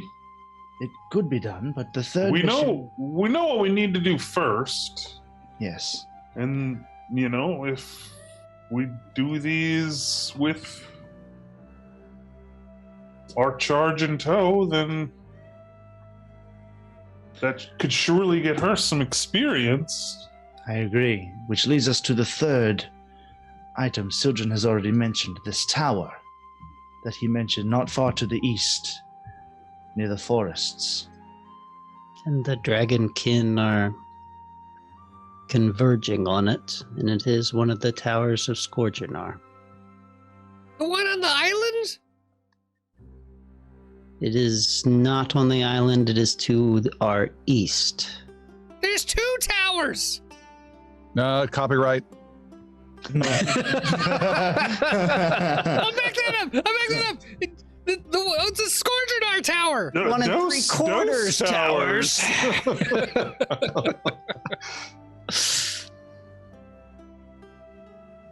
Well, that sounds like something we should definitely check out. But we are currently at a truce with that creature. But I believe these decisions can be delayed slightly as we get to the lake and are true. Are we still at a truce? That was a really long time ago. With our friend gone? Can we truly be None of at us made that truce. truce. A truce just means a pause, yeah? Not forever stopping? You might call it a parlay, Piercy. A parlay, sure. Yeah. So a truce just means a pause, not a forever stopping. And I believe so. also, I believe the foam runner would be the quickest way to this area, to the lake. Down the waterfall? Well, the lake is, if I'm looking at this map correctly, then we would be well served to travel the foam runner to as close inland as we can. It would be quicker in our travels. This guy said it was only a day away, like taking the road.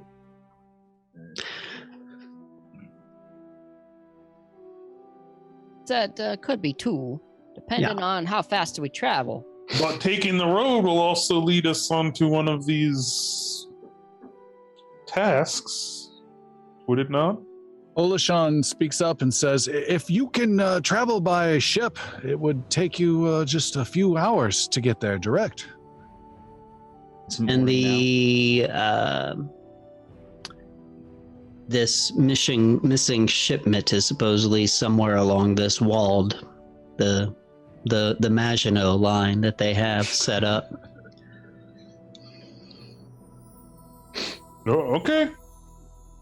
now. Yes, but we know about where, but not exactly. The question is, do we go by land or by sea? I would think by sea would be best, as Sojourn said. If it's that much quicker, of course. I'm okay with quicker. Back to the foam runner. Okay, let's go. After you. Stab. All right. You guys return to the dock, and you are. Oh, and Olashan walks with you and says, so I was advised to pass along the message to the general. Whoa. Which of these tasks you're doing? You are doing the lake task, but you say to keep it a secret at the same time. So I'm not sure what to do.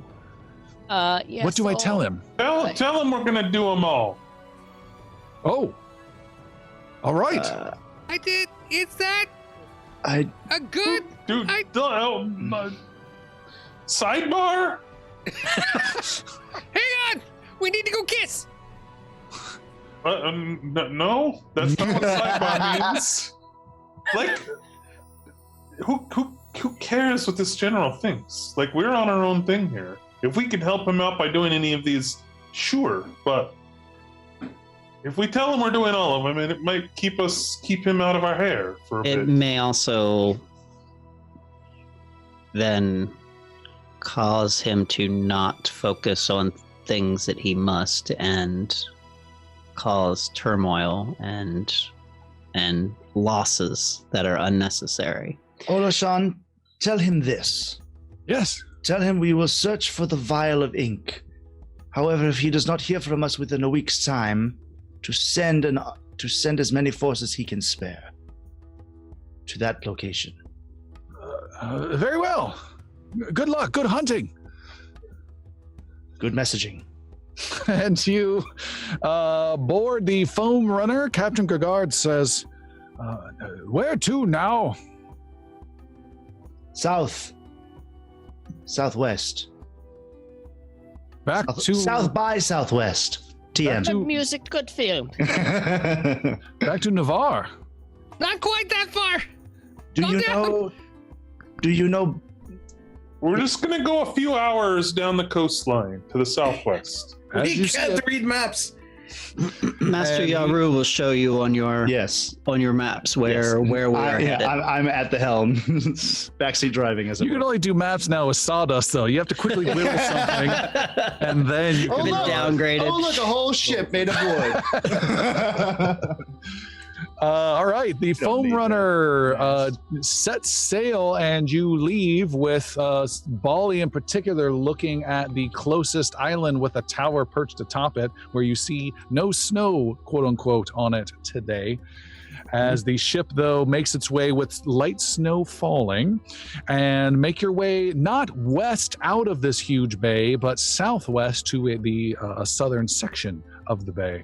There, as you approach, you have Gregard anchor offshore and take a rowboat to the shore. And all of you make your way to the cold plains and slightly rolling hills and make your way south towards this lake. You hike for about a good hour and a half. It is in the early afternoon. And the road takes a looping turn and goes through some trees, and you come across several, maybe a dozen buildings you can see up ahead. In particular, you pass by some quarries, big holes with sections of rocks that have been removed. The quarries, though, have lots of water, cold-looking water in them, with some strange machines on tall wooden stilts that are pumping out the water and pouring it down a hillside on the other side of this giant hill that they're on. So it's quite a production, and appears to be a big focus of the town is the work in the quarry. So you've got cranes and stuff and wagons to haul things, but there isn't a lot of work going on right now. There's no workers, there's nothing happening, and the quarry is full of, not full, but half full of water, just pumping going on. Anyways, you take this path that loops around from a northern direction and approaches these buildings from the south direction. And as you do so, you hear cries of pain and the screech of dragonkin. You look and can see there is a dead woman lying almost in the center of this snow-covered town, blood seeping out into the snow. People are scattering. There are 2 or 3 different dragonkin that are attacking this town, and you guys draw your weapons and charge in its defense, and we will take our break there, folks. Oh. Yeah, and we'll be back in just a little bit. It's Verrik, your favorite sneaky halfling. Get your ass over to patreon.com/Inglorious Bards. You will get to see little me and the other dudes, but mostly me. We have so many extras it will explode your mind. Fighting here within this quarry town. Our heroes are on the far south side. There's a couple small buildings and there's a road that goes north to south. There's some trees far out to the east on the east edge of our map. There's a couple buildings, maybe 3 small ones on the left side of this north-south road, and then 2 larger ones on the right side of the north-south road. You can hear a couple civilians crying out, fighting back. You can see 1 or 2 of these Colium dragonkins, about anywhere from 5 to 7 feet tall with wings, but they're bipedal as well, and they wield normally ice weapons made of ice in their hands. And that is our situation. We're going to roll initiative, and I just need to know what Piercy's doing. After you, All right, we are rolling. Dragonkin. First up is Poleek. Hey, Xander, fix your hit points because we're at full. I will move up as far as I can. Move up to right here behind there. Ooh, okay. Oh! There's some more! And I'm pointing to my left. All right. And that was 3 moves, so I'm done. All right. Racing up towards the biggest building of them all, Xander, you're up. Oh, I am? Oh, gosh, okay. Xander's kind of surveying the area. And, Malik, you saw more up there? And I'm like motioning to my left. To the west. To the west, yes. Okay, Xander's going to... Oh! You know what he's gonna do? He's gonna do something he has not done before, but this is really important. Xander's gonna move up behind Bali, and he's going to cast Resist Energy. Okay. And it's going to be Resist Energy to Cold. To cold. Stay. It probably should be fire. Let me think about it. You want to wait? We've got time. I'm seeing colors now on our virtual tabletop as you extend your movement. Is it showing us multiple actions with the colors? I believe Oh, that's so. cool. That's pretty cool. I like. Anyway, sorry. I'm sorry, I was trying to find it. It was right here. All right, so Xander's casting resistance to cold on the healer, Bali. And Correct. Xander, that's your turn, right? That's the whole thing. Yep. Okay, Xander's done. While you figure that out, I'm going to move forward with them. Next up are the Colium bad guys themselves. We have one that is far to the north that is attacking several times and spends its whole turn and drops a civilian to the north with a cry, "Ah!" The coleum rakes and rakes with nasty claws, and their skin color is kind of an icy blue, and just claws into this villager and drops him. There is another one who is where Palik's been pointing, to the west in between some of these village huts. This one takes a strike, slightly wounds the villager, and then does a quick flight over to Palik and strikes at you, Palik. With its fangs, almost a natural 20. Instead, it is a 29 to hit. Oh my gosh. That's a hit. Okay. You have been hit for 27 points of piercing and cold. Jeez. As it bites into you, actually. Done.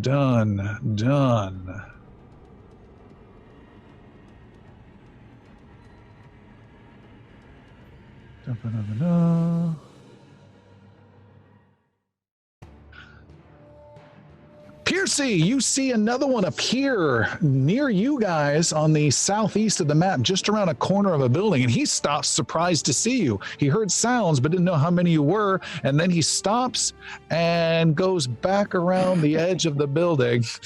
Aha, I see you. I was not expecting that.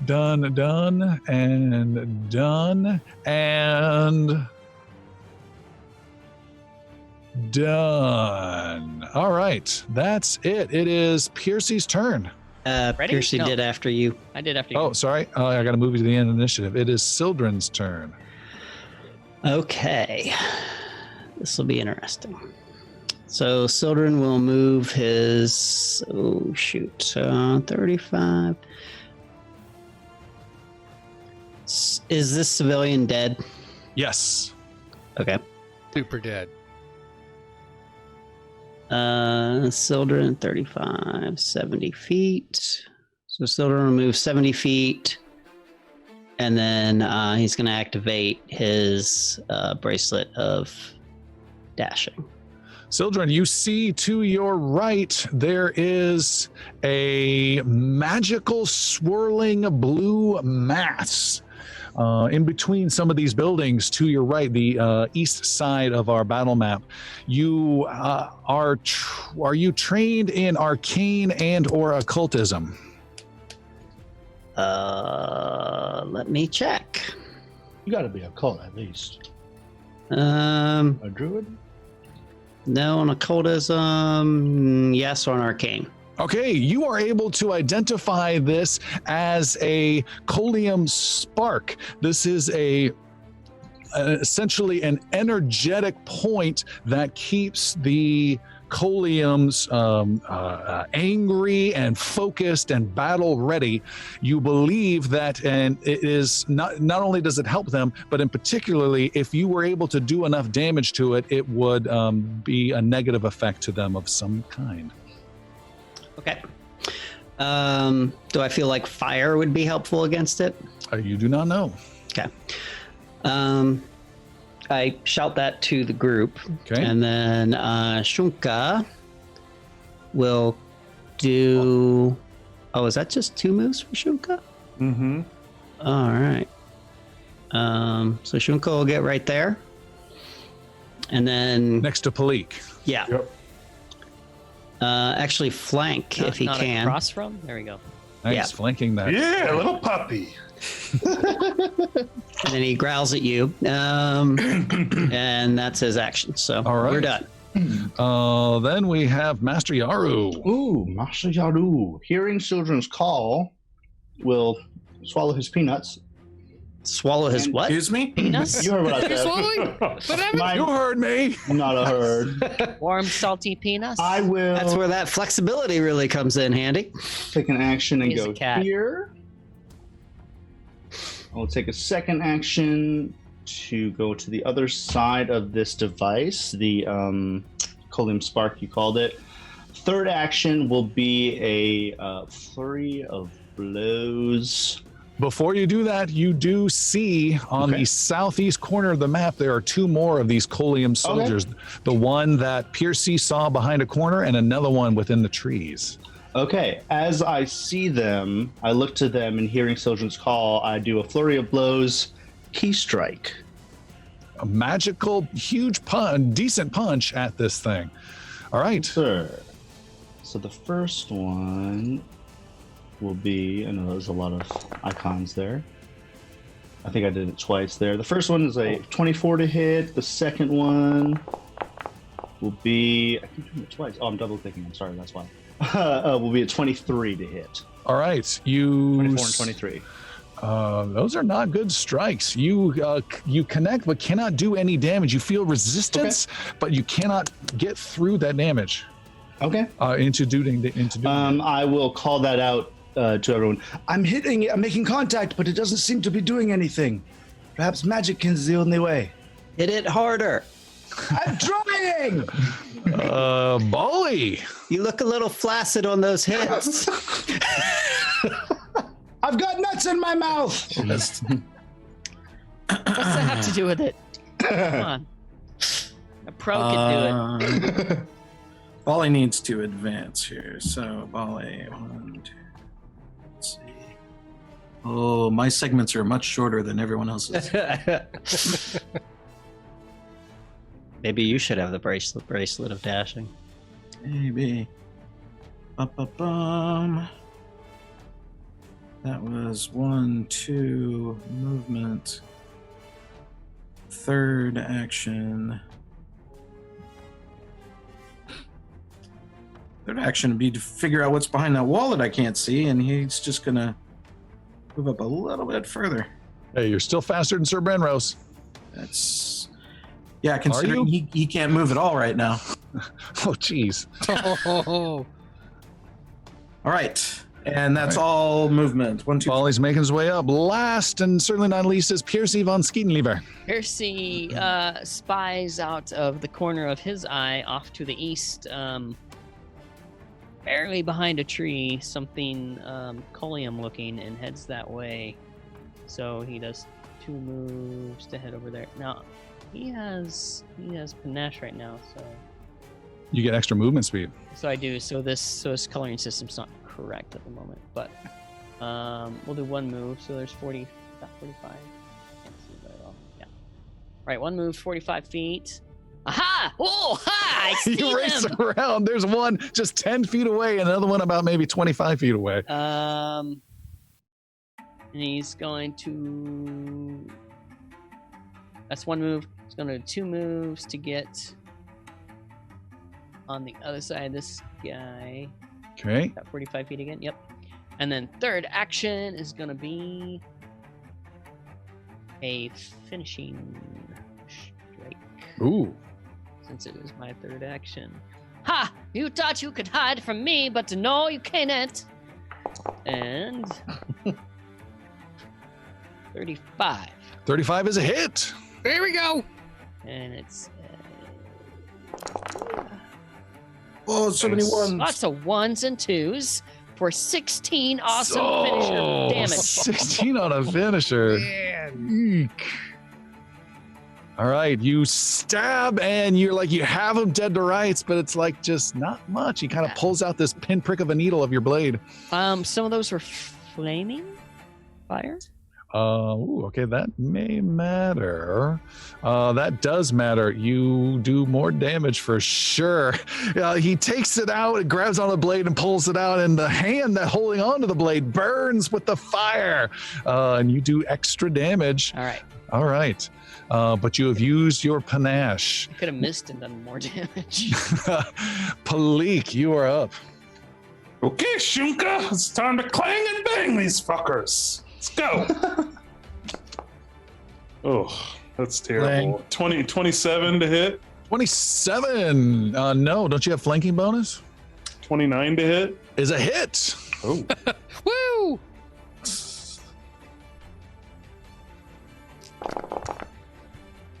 28 points of damage. Okay. Wow. Oh, and I do an extra 2d. Oh, an extra, 2d6. With your debilitative strike. Yes. So a total of 39 points of damage. Nice. Okay. She's bitey. Makes up for folks. Piercy a little bit there. Well, this is the rogue sneak attack. When she gets flanking, that Shunka positioning is super strong. Let's do it again. Oof, 26. 26 is a miss. And once more. Ooh, that should total of 30. 30 is a hit on the hard third attack. Nice. Good average. Total of 38 points of damage. And can you confirm that debilitative strike is every attack, or is it just like once per round type of a thing? Oh, see, you're gonna get me. Hold on. I'm just curious. You look that up, Xander. Take your turn. Xander left all by himself down to the south as everyone spread out. Even slow speed Bali got further than Xander could. Sits still, takes all of his aura, pulls it from the ground up, and folds himself in snow as he transforms into a full-on red dragon.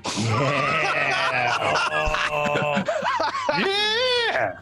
Now here's the problem. Bali's facing the other way. Heading towards where the spark was, Xander flies and lands on top of the roof. Oh, Wow. It says I can't do that because I collide with a wall. okay, I can figure that out. So you have enough actions though? Yeah, it was only 2 actions to become a dragon. The third one will be move, and I can fly up to 100 feet. Right click and change your altitude. Ooh, thank you for that. The number at the top left of the symbols. Cool. Xander flies over and perches on the nearest building. You see there's a couple of these coleums running around nearby. They look up and are like, "Whoa!" And they point and howl and hiss. They are really confused as to what just happened. And it is their turn. First up is a soldier. Where is he? There he is. There's a coleum soldier who comes running up and attacking some civilians from behind and downs one. Another villager goes down. There is another soldier. This one is... These guys are mean. This one's up north. He is going to fly over to Shunka with great speed and then do Draconic Frenzy, which is a brutal 2 fang strikes and 1 tail strike. This could be super bad. 38 to hit Shunka. It'll hit. Regular hit. Yep. 18 to hit. That will miss. And then the final tail is 18 to hit. Also a miss. Wow, that turned out much better than I thought. Good job, Shunka. That is a total of 37 points of piercing and cold. Okay. There is another soldier. This one is the one that is caught in between Palik and Shunka. He is going to try to push you and trip you down. What is your reflex save plus 10? 33. Oh, right. He pushes you and you just move your shoulder a bit and just glare at him. Then he gets frustrated and he... What does he do? He's going to do his Draconic Frenzy on you.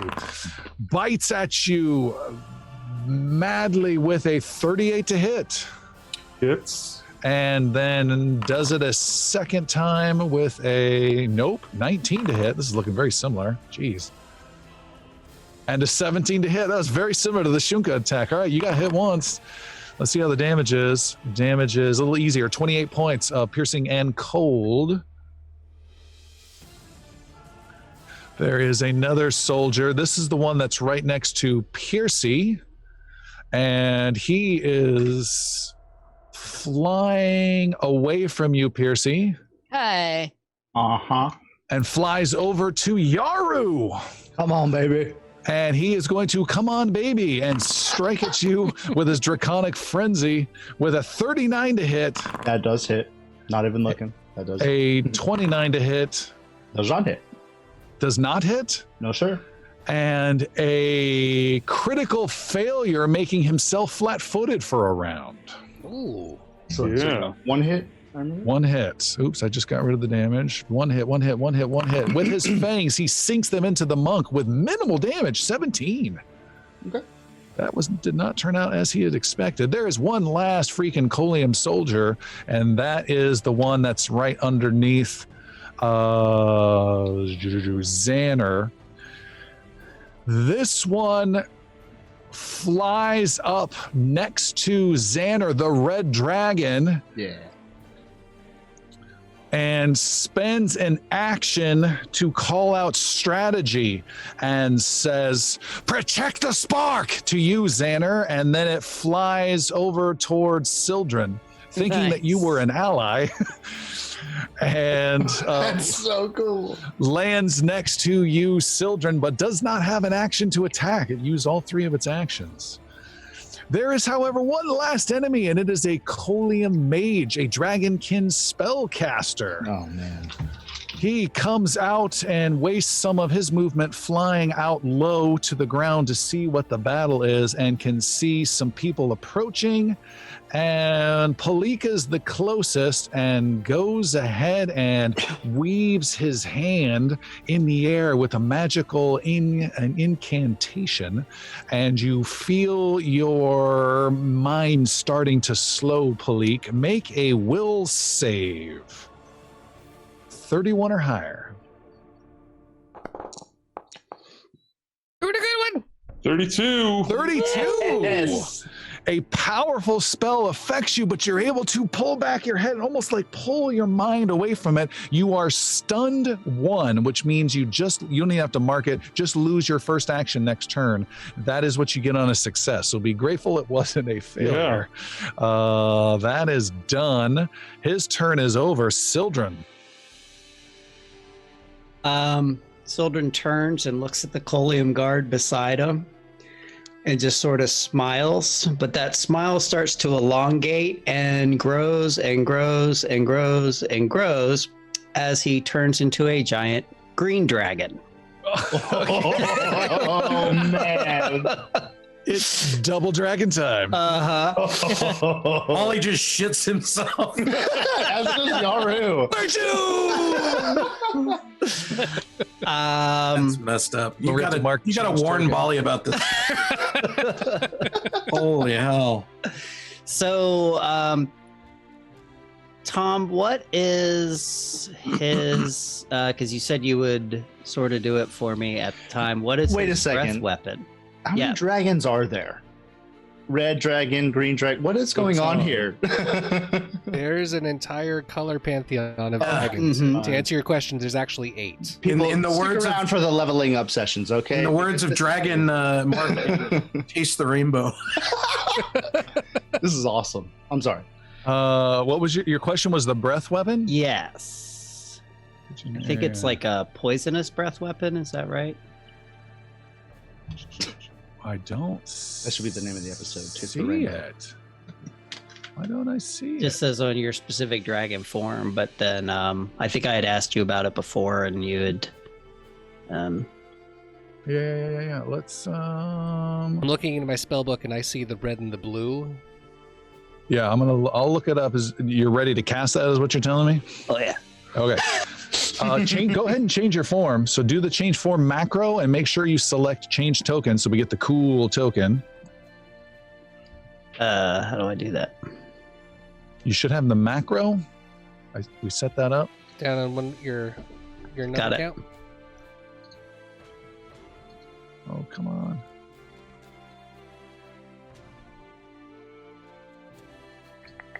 There we go. Got the spell. Aerial dinosaur. Dragon. Green dragon. You ignore difficult terrain from non-magical foliage.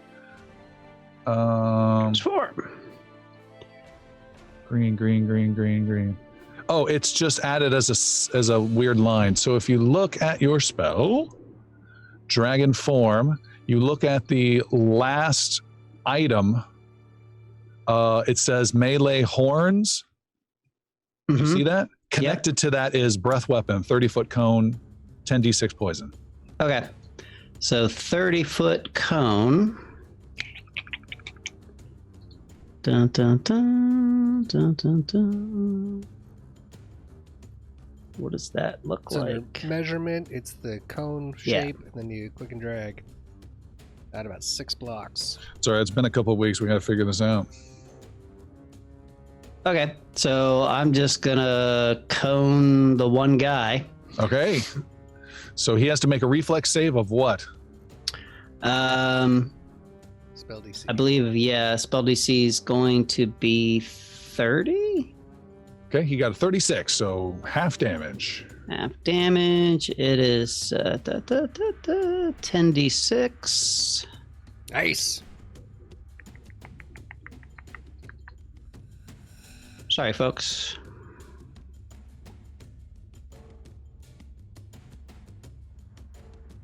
And roll. So 19 points of damage. All right, now look at this from his perspective. He sees an ally red dragon fly above on the building. He flies up, gives you some tactical advice, then flies over to Sildren. Then all of a sudden you morph, and he's like, "Yes, now we can." And all of a sudden, poison is just vomited all over. Betrayer! You vomit all over him. Told you not to have the clam strips. And then Shunka attacks the Colium guard that is he's flanking with Palik. Okay. Quick question. Yeah. Quick question. The breath weapon takes an action. Yep. 2 actions to transform, and then A third, and then the free Shunka. Got it. Yeah. Carry on. all right. And Shunka attacks with a wonderful 23. Shunka, you are keeping up with your beautiful, beautiful self. Shunka misses. Master Yaru. Hey, Xander, what did that guy say to you just now? I wonder. No, I'm kidding. I'm just gonna turn to the guy facing me and just give it like a "oh really" kind of vibe to him, and I will use my first action to do a 1-inch punch with the 2-action 1-inch punch, of course. On the Colium soldier next to you. Yes, on the Colium Gourd soldier to my right. Okay. To my east. Good luck. Thank you. 1-inch punch coming at you. 32 to hit. 32 is a hit. With a hit, we do. That 1-inch punches could be big damage. Let's see. We do 30 points of damage, and of that, we have to make 3 of that is fire damage. And he has to make a fortitude saving throw of 29 or higher. Okay. For my stunned fist. Stunning fist is almost a guaranteed miss, and a guaranteed success because it's so weak compared to these guys. He actually missed it. He got 24. So he's stunned 1. He loses an action. Excellent. So I'm just going to clarify something with you real quick so the audience can also hear it. So I have 2 reasons to stun someone with my attacks. Just it's been kind of a confusing point for me myself, so I'm clarifying it. So I say the cold rune that I have stuns enemies on a DC 24, but my stunning fist is my DC, which is a DC 29. So I just wanted to say that out loud. Oh, okay. So get cool. Out of the way. So he is stunned 1. You have 1 action left. And I have 1 action left. Look at that. I'm going to go ahead and do a flurry of blows at him, I think. We'll do that. We'll do that. Oh, I'm sorry. This is a 3rd action. So we do these 2. Let's do a 23 altogether with both hits. Start all over again. You got a whole lot of dice rolls. Start all over again. Sorry about that. I think Single click. Double clicking is the problem. I'm very sorry. Well, that's all right. We'll take it fresh. From the top. Strike. 26 to hit and 21 to hit, unfortunately. All right. You miss and miss. Miss. But you still got a great blow in to begin with. Bali, you're in the next to this green dragon ally. There are no green dragon allies. Roll sub initiative. There's a little mini battle within.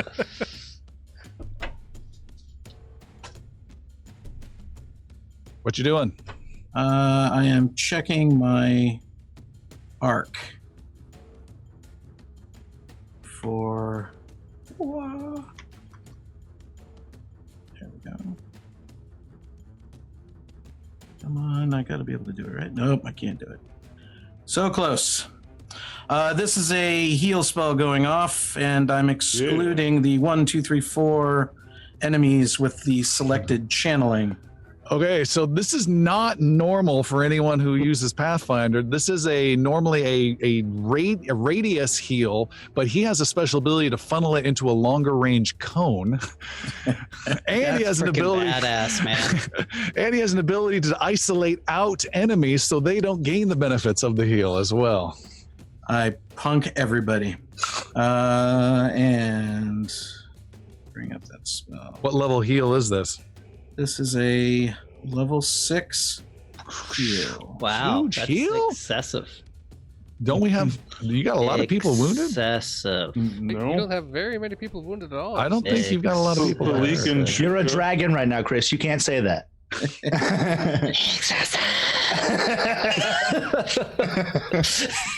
Well, when I looked at Palik is almost at 50%. Sunka is in there. No, I mean, Okay, do what you need to do. And let's see. We're gonna do. I'm not gonna complain. We'll do the 4 then. We'll do the. Do I hear a two? We'll tone it down. We'll tone it down. Here we go with the 4. We're gonna do that. Bum, bum, bum. That is 18 points to Sunka and Palik. And Palik will gain 3 more. So 21 and 21. Wash of magic blasts out, clears out a little bit of snow in the air, and then those two feel a little bit better for the battle. And you still have an action left, Bolly. Then I will go ahead and raise my shield. What? This is not Sir Brenros. What the hell? I have a fun little shield cantrip that I mutter quickly Magic shield. and raise that shield. All right, Piercy, you were in the woods to the southeast. Yeah. Piercy heads over towards Zaru to flank. Has I can't see Piercy. Can you see Piercy, Xander? Sure, I can see everything. Okay. I got everything. Because Piercy wouldn't maybe know that we're both dragons now. No. But he's not paying attention to that at the moment. So he flanks the Kolian Soldier. soldier next to Yaru and then takes a swipe at him. Piercy, you're disappearing. You're fading away. Ah! Come back, Piercy. Without panache, takes a swing for 30. 32. 32. 32. Oh, that's a hit. Yeah. Aha! You cannot get away from me. And he does 15 points of damage, but some of that is flaming. That's 5 of that is fire damage. Okay, you do a wound. You're like, whoa, this thing's really taking some pain, and it's a decent blow for sure. That's it. Okay, that's good. We're getting there with Piercy now. Starting at the top is Palik. You're in the middle of the village, and a whole bunch of these bad guys are swarming in there. And I only have 2 actions this turn. Right. Come on, Shunka! Get after her! Chunka just shrugs. Rolled twice there. The first one was 40. 40 is a critical hit. Yeah. Nice. Ooh, sneak attack critical. Jesus. Oh, God. That's not done yet. Hold on. I do get that plus 2d6 every time I hit a flat-footed. Gotcha. So a total of 81. 81 damage. Oh my god. Holy moly! You brutal! You slice into this guy and almost disembowel him. He's holding on to some entrails. He's still alive, but just this He's still shot alive. horror. Jesus Yep. Christ. Oh. I'll hit him again. Wow. 25. 25, no. He flings some blood in your eyes and you're distracted momentarily. Your last action's gone due to stun, but that stun goes away. Xander. Dragon Xander. Dragon Xander! From the rooftop, Dragon Xander casts a fire breath down onto the Colium Spark that I was so trustingly told to protect. So I will attack it with the breath weapon. Right. For what's the fastest way to roll 10d6? On the bottom. Sildren, can you verify how often your breath weapon can... You have to, it's 1d4 turns after you use it. Okay. So I'm going to roll that right now. Please, and just track that. Yeah. 1. Wow. Ooh, That nice. is not what they wanted to hear. And I just want to make sure there was a... Yep. Good there. The other damages have pluses. This one's fine. Roll it! All right. It cannot dodge out of the way. It takes full damage.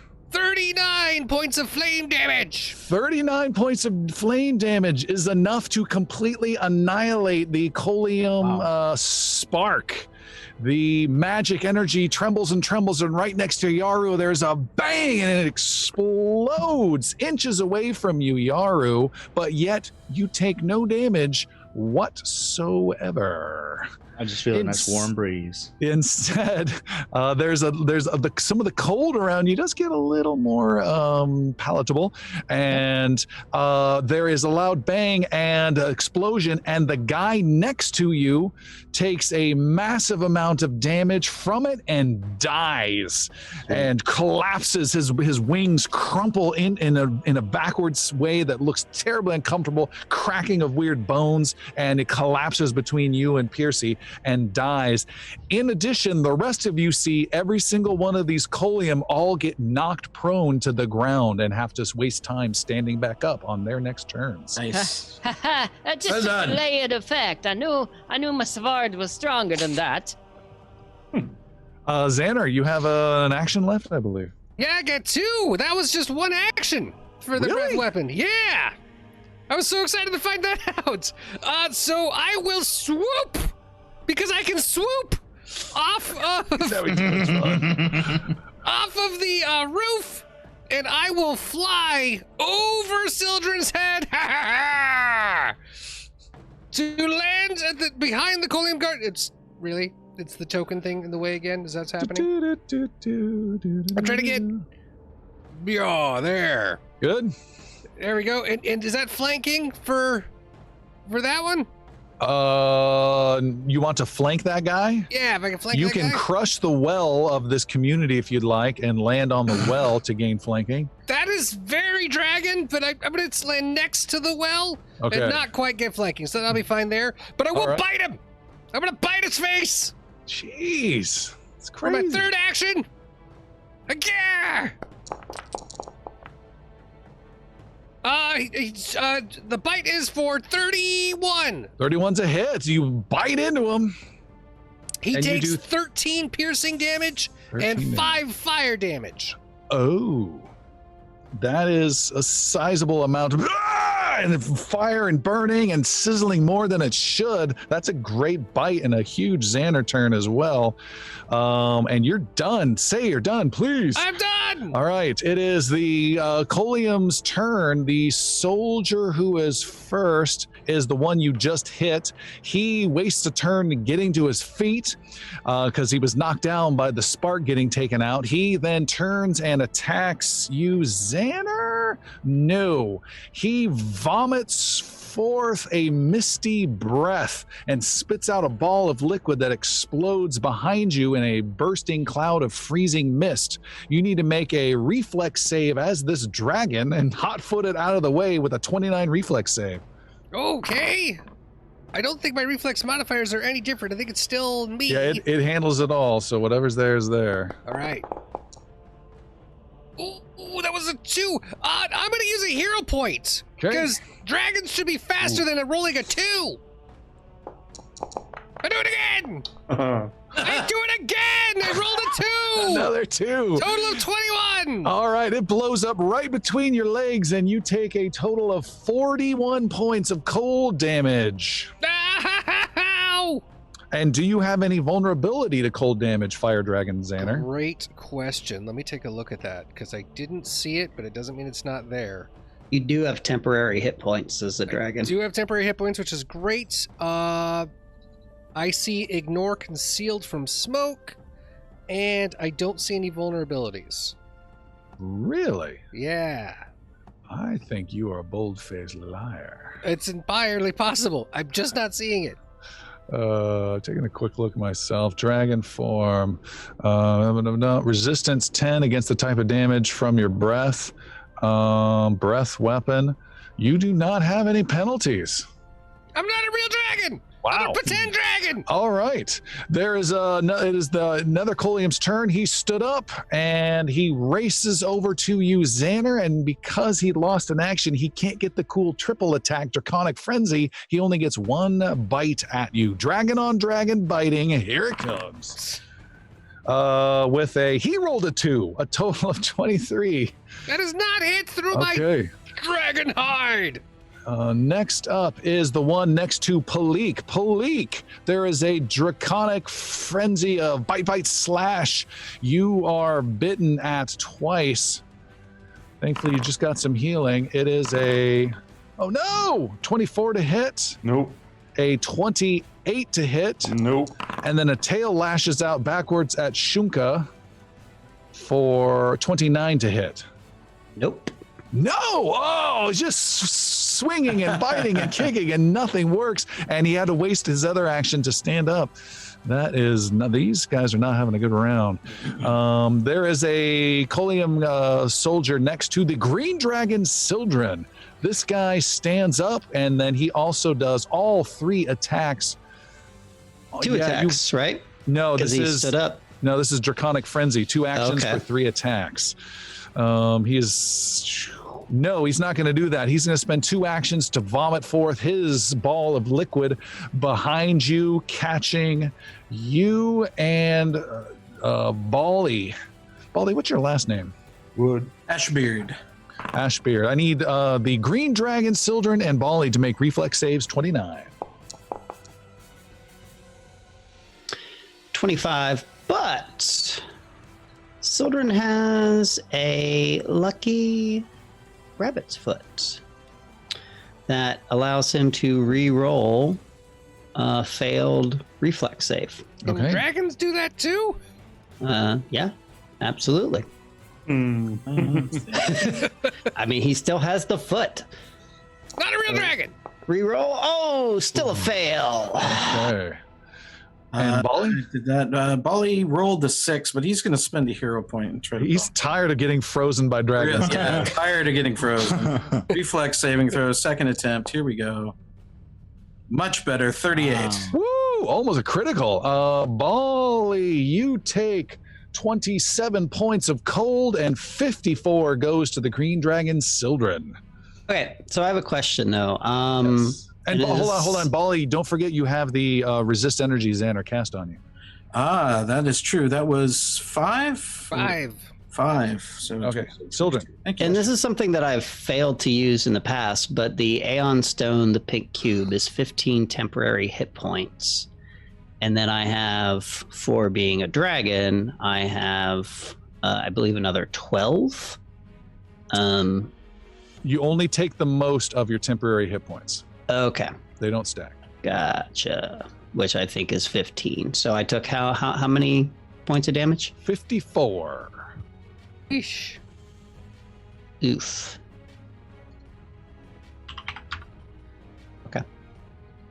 And you use a rabbit's foot, you said? Yeah. Okay, that is a consumable, so it is gone. Oh, really? Yeah, it's under your consumable section. Okay. You have to eat it. I don't know about that. Last up is the Colium Mage, more north of the battlefield. Where is his friend who is badly hurt? That's the one in the middle, right? Oh, Yeah. Yeah, he's got to do it. Oh, no. Shoot, he has to stand up. He wastes an action standing up. Yep. What's the range? I can't see. The range looks to be 30 feet. He can pull it off. He does a 2-action heal to heal his ally.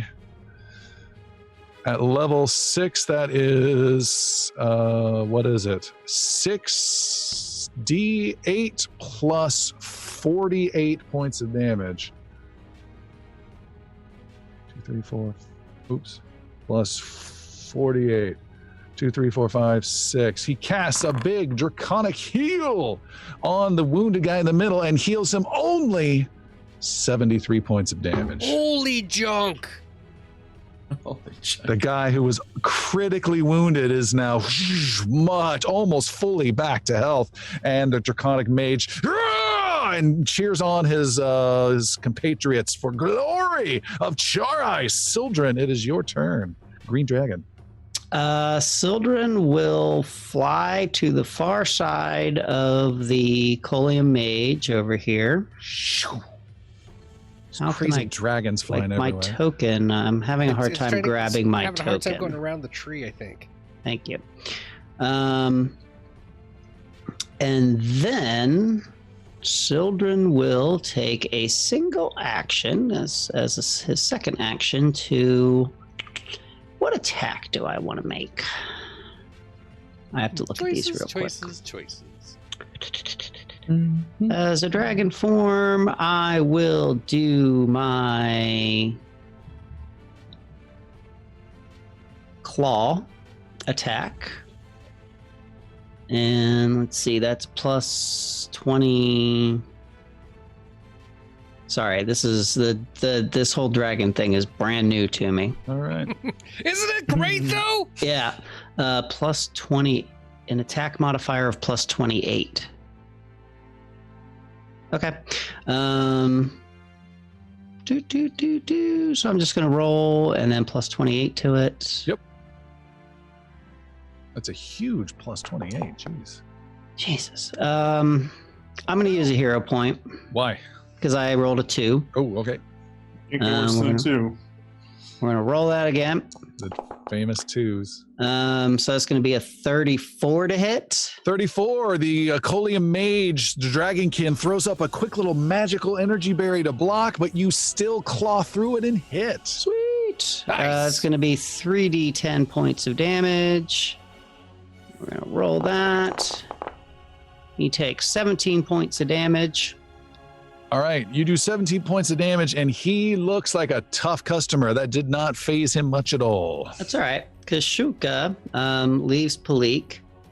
Oh, you are so worthless. Leaving the backstab. You know how much damage Right after he was Shuka's healed. helping? Yep, well, Shunka's going to flank me. I'm having trouble grabbing Shunka now. Jesus Okay. Christ. All right. And I have reserved an action, so Shunka's able to attack with his jaws. He's going to make That his works attack. really well. Oh my God, Shunka! You're freaking worthless. 26 to hit. 26. The Colium Mage whips around. Another energy barrier blocks that blow, though. Shunka is done. Master Yaru. Yeah, I think you should have left Shunka there. Yeah. Yaru, you're up. You're fine, Palik. You're Yaru fine. will run up on this guy, this Colium soldier to the west of me, about 40 feet. Okay. One action, and with my second and third action, I'm gonna do a 1-inch punch. So I'm just like running and punching this dude. Like you cocked that up before you took your first step, and then you race across the field. It's one of those yada yada yada yada yada. Oh, all right. These are great when they hit, but they hurt when they miss.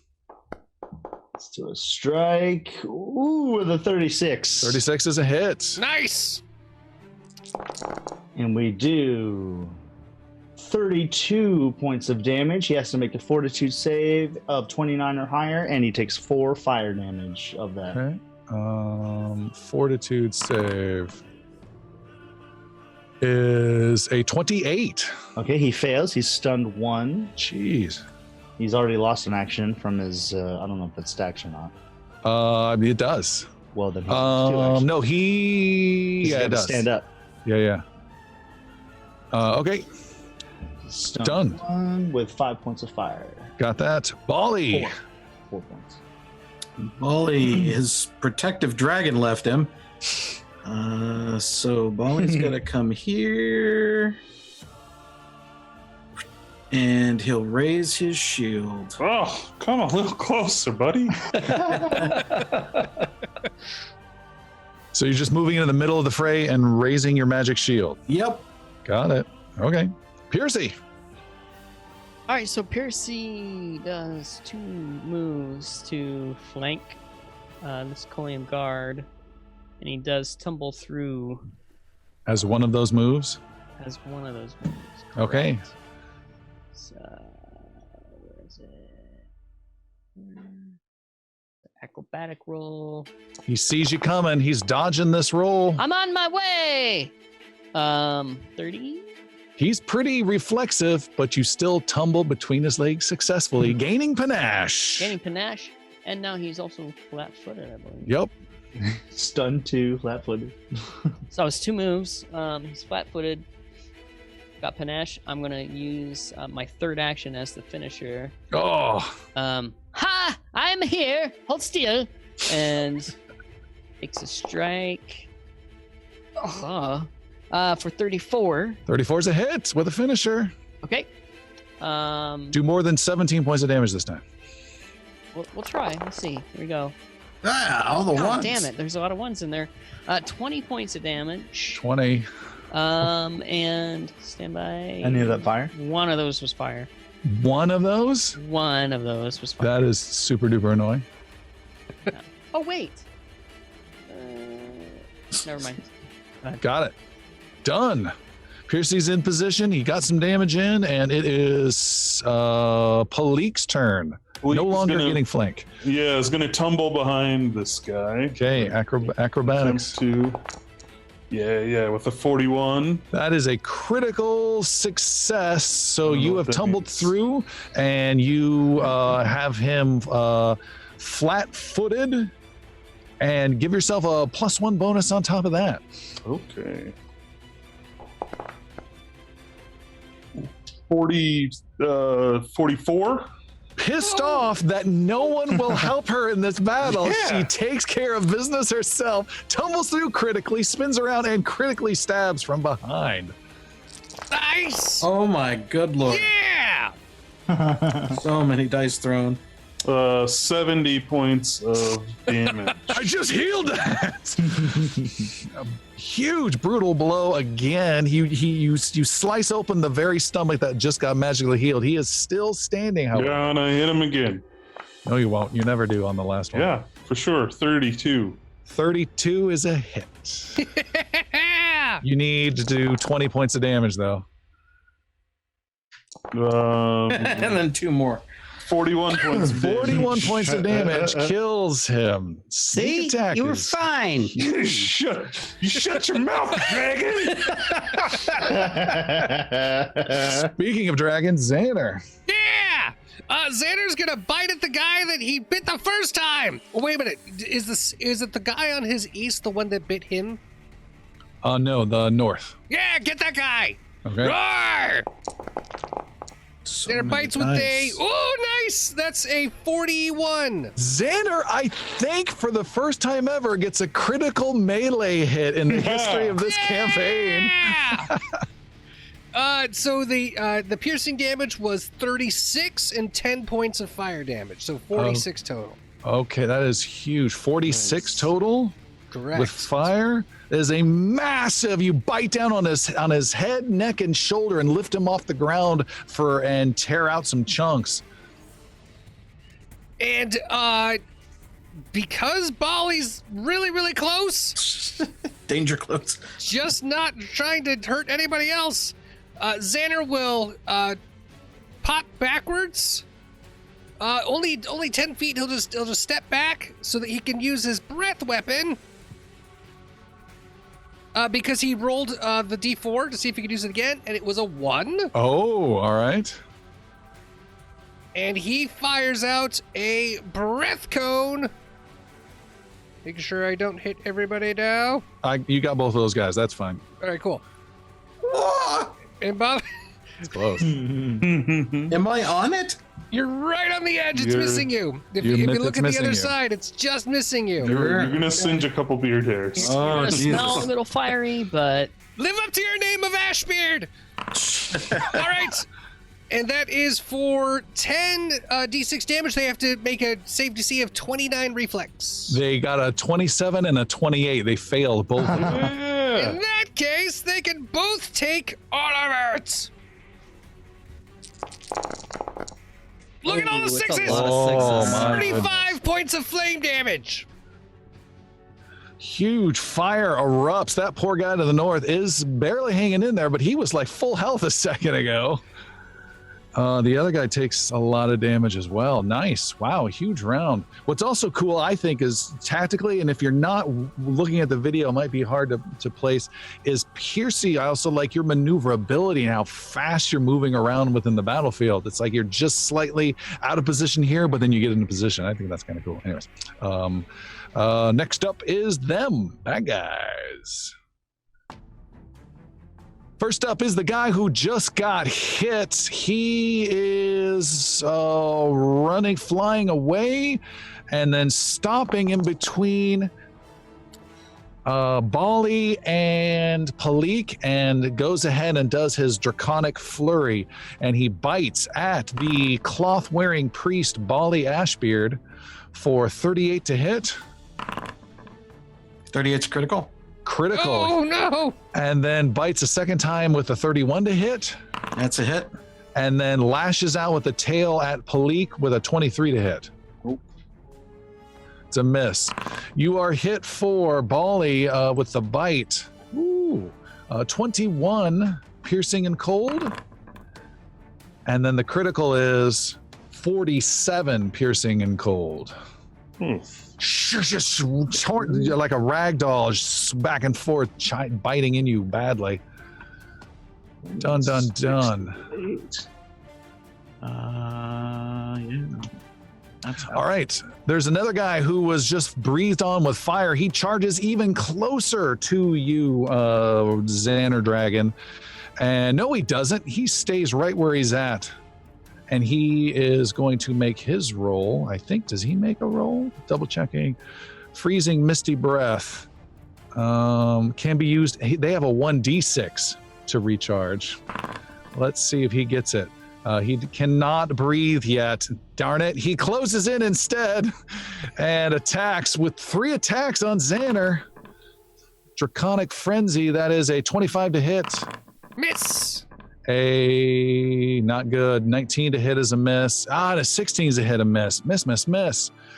Done. It is another turn. This is the guy that is between Piercy and Yaru. He is going to vomit at his feet. And you guys both have to deal with a reflex save to dodge some of this cold damage. Reflex 29.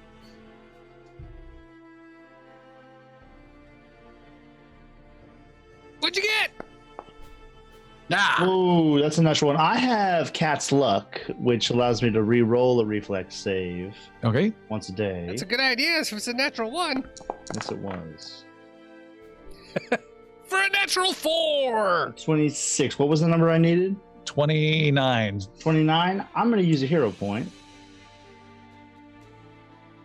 and re-roll the re-roll. Or do I have to take that one? No. Oh, well, what does the ability say? Normally it says. Cat's Luck. Oh, it might say I have to take. And Piercy, what did you get on your roll? Sorry about that. Piercy, got where did you go? I got a 28, but I'm going to use Nimble Dodge to make it a You 30. can re-roll the tree. Oh, I have to use the better result. So yeah, I Okay. still failed. All right, Piercy's getting a reroll. Lots of you guys have the whole team is pretty darn good overall with reflexes. No, I just get a +2. So, Oh, to succeed. Nice. And I'm pretty sure it's a critical success. And then becomes a critical. You are nimble, nimble, nimble. All right. So somehow miraculously, Piercy takes none of the 42 cold damage that Yaru enjoys. Damn. Huge explosion of cold, and it's not done yet. It has one action left, and it will fly to the north just a few feet to get flanking on Palik. Last up is the mage. The mage running low.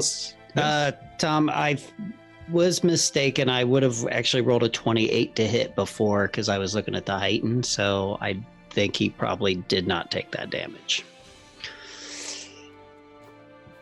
He did not. Okay. So he's, yeah. Okay, I'll heal that in just a second. I'm going to go back. Yaru, don't take any of that damage whatsoever. This guy was stunned too. That's right. Oh, I forgot about that. And he cannot do that breath attack. Instead, he... Good save. Yeah, instead he makes one attack at you because he's pissed off, Yaru. Okay. Freaking mother of pearl 23. What a change. That is a fail. Oh, I don't like doing retconning, but that stun too is important. Oh, that's great. Okay, the Colium Mage, though, up north, even though he's getting low on this particular level of spell, oh no, he's not. He turns around and waves his hands and pulls at the mind of the green dragon to control you. Oh. Sildren, make a willpower save. Make a good one. For real. You're a dragon. 36. 36, I'm pretty sure is good. Where's it at? Yep, you succeed. You are stunned one only as you resist the spell called Your Mind, by the way. That may be success. You get a critical success with all my will. Oh, Sildren's super will resistant as a higher level druid. Nice. You take no effect whatsoever. That frustrates the guy. And he is going to fly up high on top of a building not too far away from Palik. No, come back. It is your turn, Sildren. Sildren Green Dragon.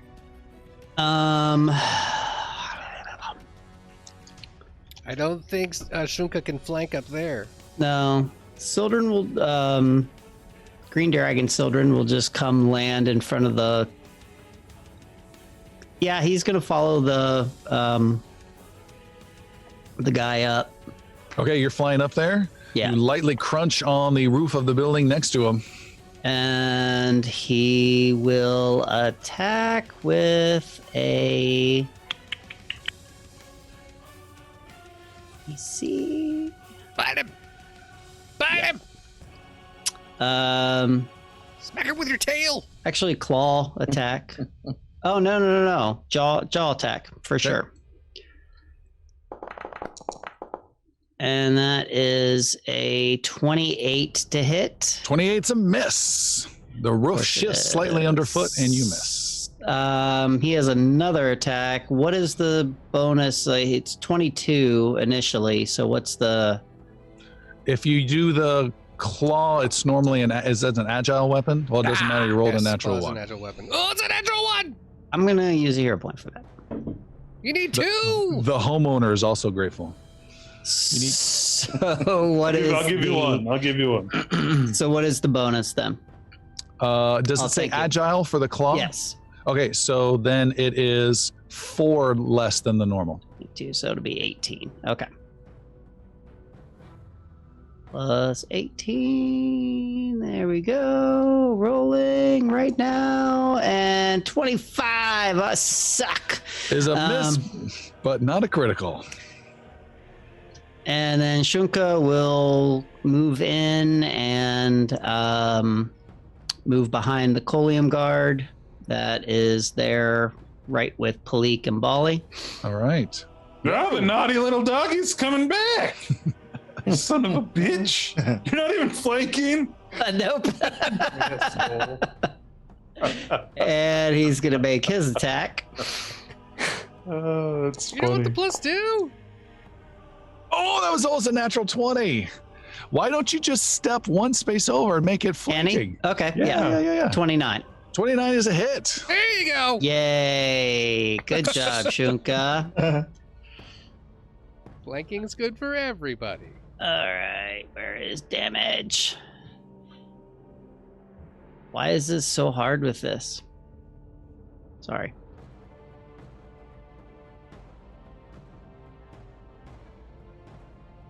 Sorry, I need to get better at this. Practice makes the perfect. Or at least makes better. Seriously, where the hell is his attack? Under attacked. Help! He has a character sheet, right? Yeah. But it's weird because it's Yeah, it's a special type guy. Just roll. There we go. You got it? Yep. Whopping 9 points of damage. 9 points. Worth it. Almost taking out this badly wounded guy. Shunka shreds him some more and provides some flanking. Master Yaru. Speaking of flanking. We will do another 1-inch punch. And you know there is such a thing as a 3-action 1-inch punch. I do, but I like the 3-attack combo of the 1-inch punch and the 2 flurry of blows. They're like throwaway bonuses. Yeah. That'll be a 34 to hit. Cracks him hard in the back. Cracks him hard in the back for 22 points of damage. Of that, 4 is fire. Got it. And Smash. He's already stunned 2. I'll leave him alone. No, he's no longer stunned 2. Those are... Okay, well then he's got to make another stun save. 29 or higher. You know, I'm not sure if we handled that stun right. I think we did. I know we did. What did you say? Fortitude? 29. Fortitude, yes sir. God, these are not hard to miss. All right, you finally got it. 38. Okay. Flurry of blows is next. And that'll be, not great, at 25 and a natural 1. All right, with a natural 1, he is able to step 5 feet and gets out of that flanking position. That is Bali. my turn. All right. Bum, bum, bum. Uh-oh, I see a big template. Oh, look at that. I think Did you just have that saved and ready to go? How do you do that? it's just what I do. You are not great answer. capturing the dragon. I'm not in that. Yeah, I know. So I will spend 1 action to go south into the tree if there's space. There that is. possible? Yep. Hug the tree. I can go. So that's 1 action. Then I will do the. No, then that would make it a. I need to spend all 3. So yeah, we're gonna miss some people. So back to where I was, and then a Okay. big pulse. Huge pulse. So this will capture Shunka, Palik, the green dragon, and Piercy and myself if need be. Piercy's at full health right now. if that Just- Okay. matters. He's just doing. It's just a group heal. Yeah. And boom, boom, boom. What level spell? This is a level 5. All right. Incoming healing. What? 32 to all involved, Nice. and then an additional 3 to. Let's do Palik there. Nice. You cast this spell and just snow goes clearing out for a bit as the healing magic goes blasting out. Like it. Okay. Thank Done. you. Done. Piercy. Piercy turns to the north, right pivots and looks at the Colium guard. And he says, last night your sister, she invited me to her bed, but I said no because her pussy smelled like onions. Ooh. But from your breath, I can tell you did not deny her. and does Bon Mo. Bon Mo. All right. I think it's a diplomacy roll, which you're pretty good at, right? I like that it's diplomacy and not intimidation. It's about I'm not trying to scare you. I'm just trying to demoralize you. All right, so that diplomacy roll is 40. That is a Yeah. critical success. Half of that rang a little too true to him. He's like, Little incestuous Like, dragon oh. action. How did you know? I didn't know she was in my brood. What happens in the clutch stays in the clutch. so he has panache now, and he takes a swing, catching him slightly stunned and off guard. 37. 37 is a hit. Okay, and it's gonna be Jesus. More ones for you. God. But this was not the finishing move. No. 31 and 13. 13 with some of that fire, right? Some of that is fire. Okay. 3 of it is fire. Got it. Um, Oh shoot, I did it to you. Sorry. don't Pain. don't do it to me. Carry on. He is critically wounded. Hold on, let me fix my hit points for you. I did. I fixed it. Oh shoot, no, I almost killed you. I don't think you did. Piercy was at full health and then And made TT. really bad. There. I got you. Okay. Then the last move, finisher, is gonna swing again. Nice. 36. 36 is a hit. And we're gonna do some damage. This time, 28. 28, and you skewer him and slay that guy once and for all. Down he goes. Palik, you're up. Thinking of Okay, his sister ugly. the whole time. Swing my rapier into it with a 35. That's a hit.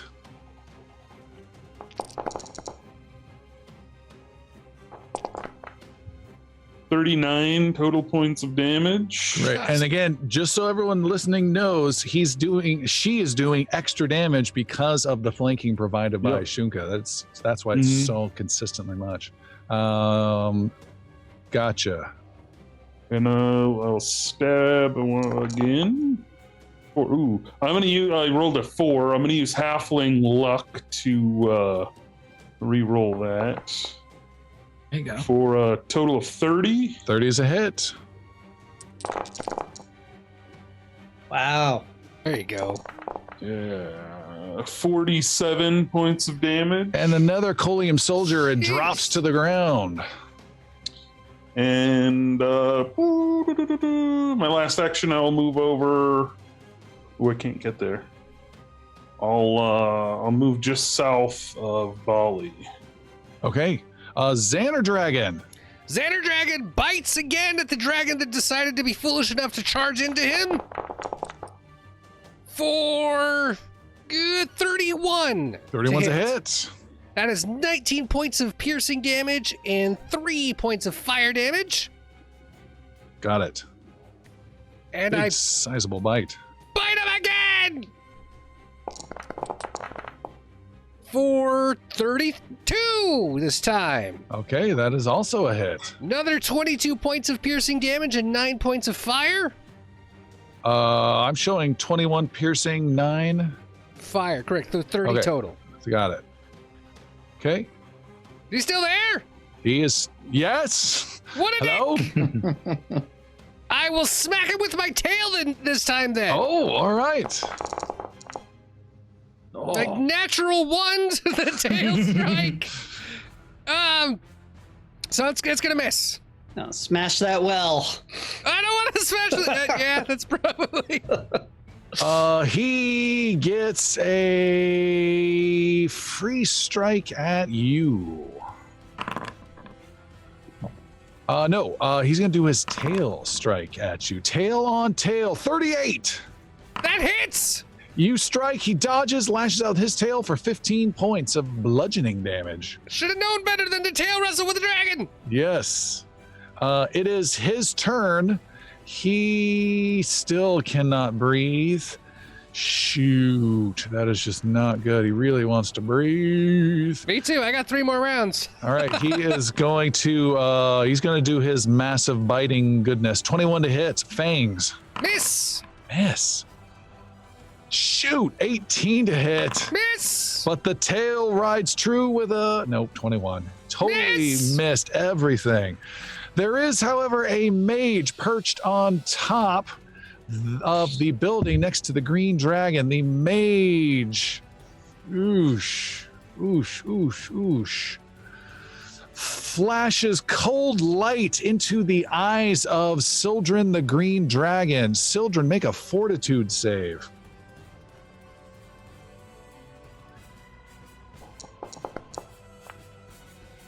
That is a 34. 34 is a success. You are dazzled for 1 round.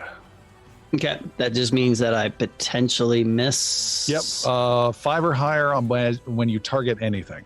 Okay. For 1 round. 1 round. What if it's an area of effect spell? Doesn't matter then. Okay. That's how you circumnavigate that. He casts that and he flies over Yaru to the other building. It is Green Sildren Dragon's turn.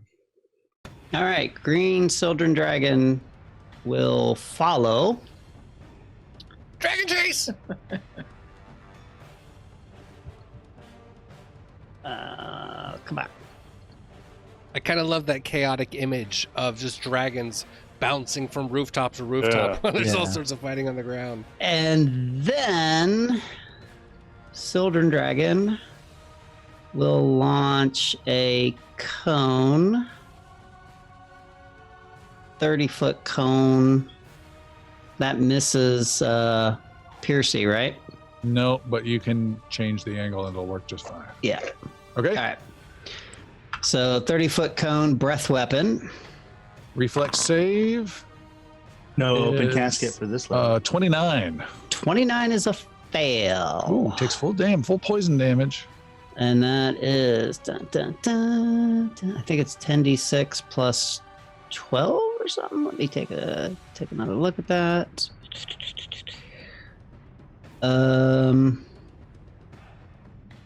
10d6, and then the breath weapon.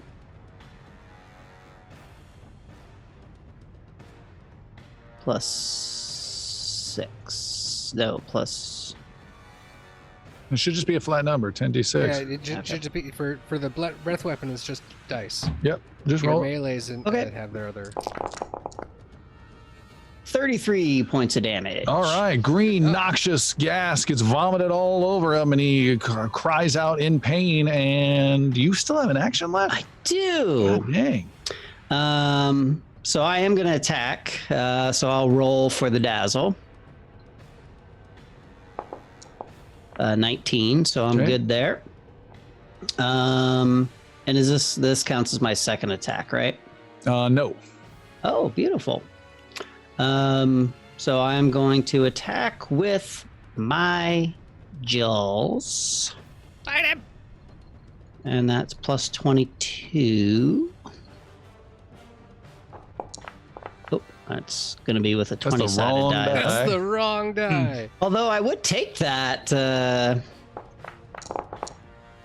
It's a 39 to hit. Is a hit. So he takes 2d12 plus 2d6 poison. So he takes, let's see, 20 points of piercing damage. And then 5 points of poison damage. Okay.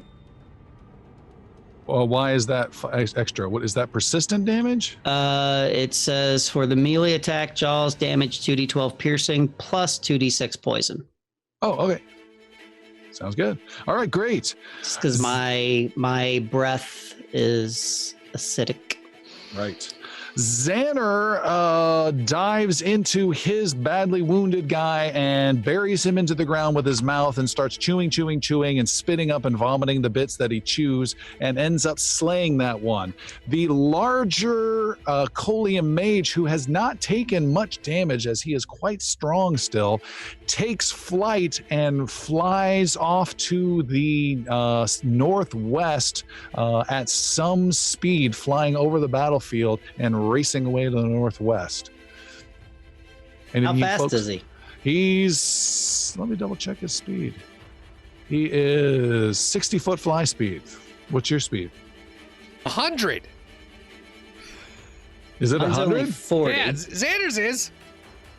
I will pursue. All right, Xander then flies off in chase, and we have a jet fighter chase on our hands. Yes, fly speed is 100. Yeah. All right, and so he is chased by 2 dragons, and he looks back and is like, okay, and he puts extra speed. Maybe he gets up to 70 for desperation, looks back again and sees they're still gaining and still gaining and still gaining. As you guys swoop in, defending this town, we will stop there for tonight. So thank you so much for joining us tonight. This was a cold and interestingly violent end to our game. And we will see you next time and see what happens here at the Lake Pyre. Good to see you guys.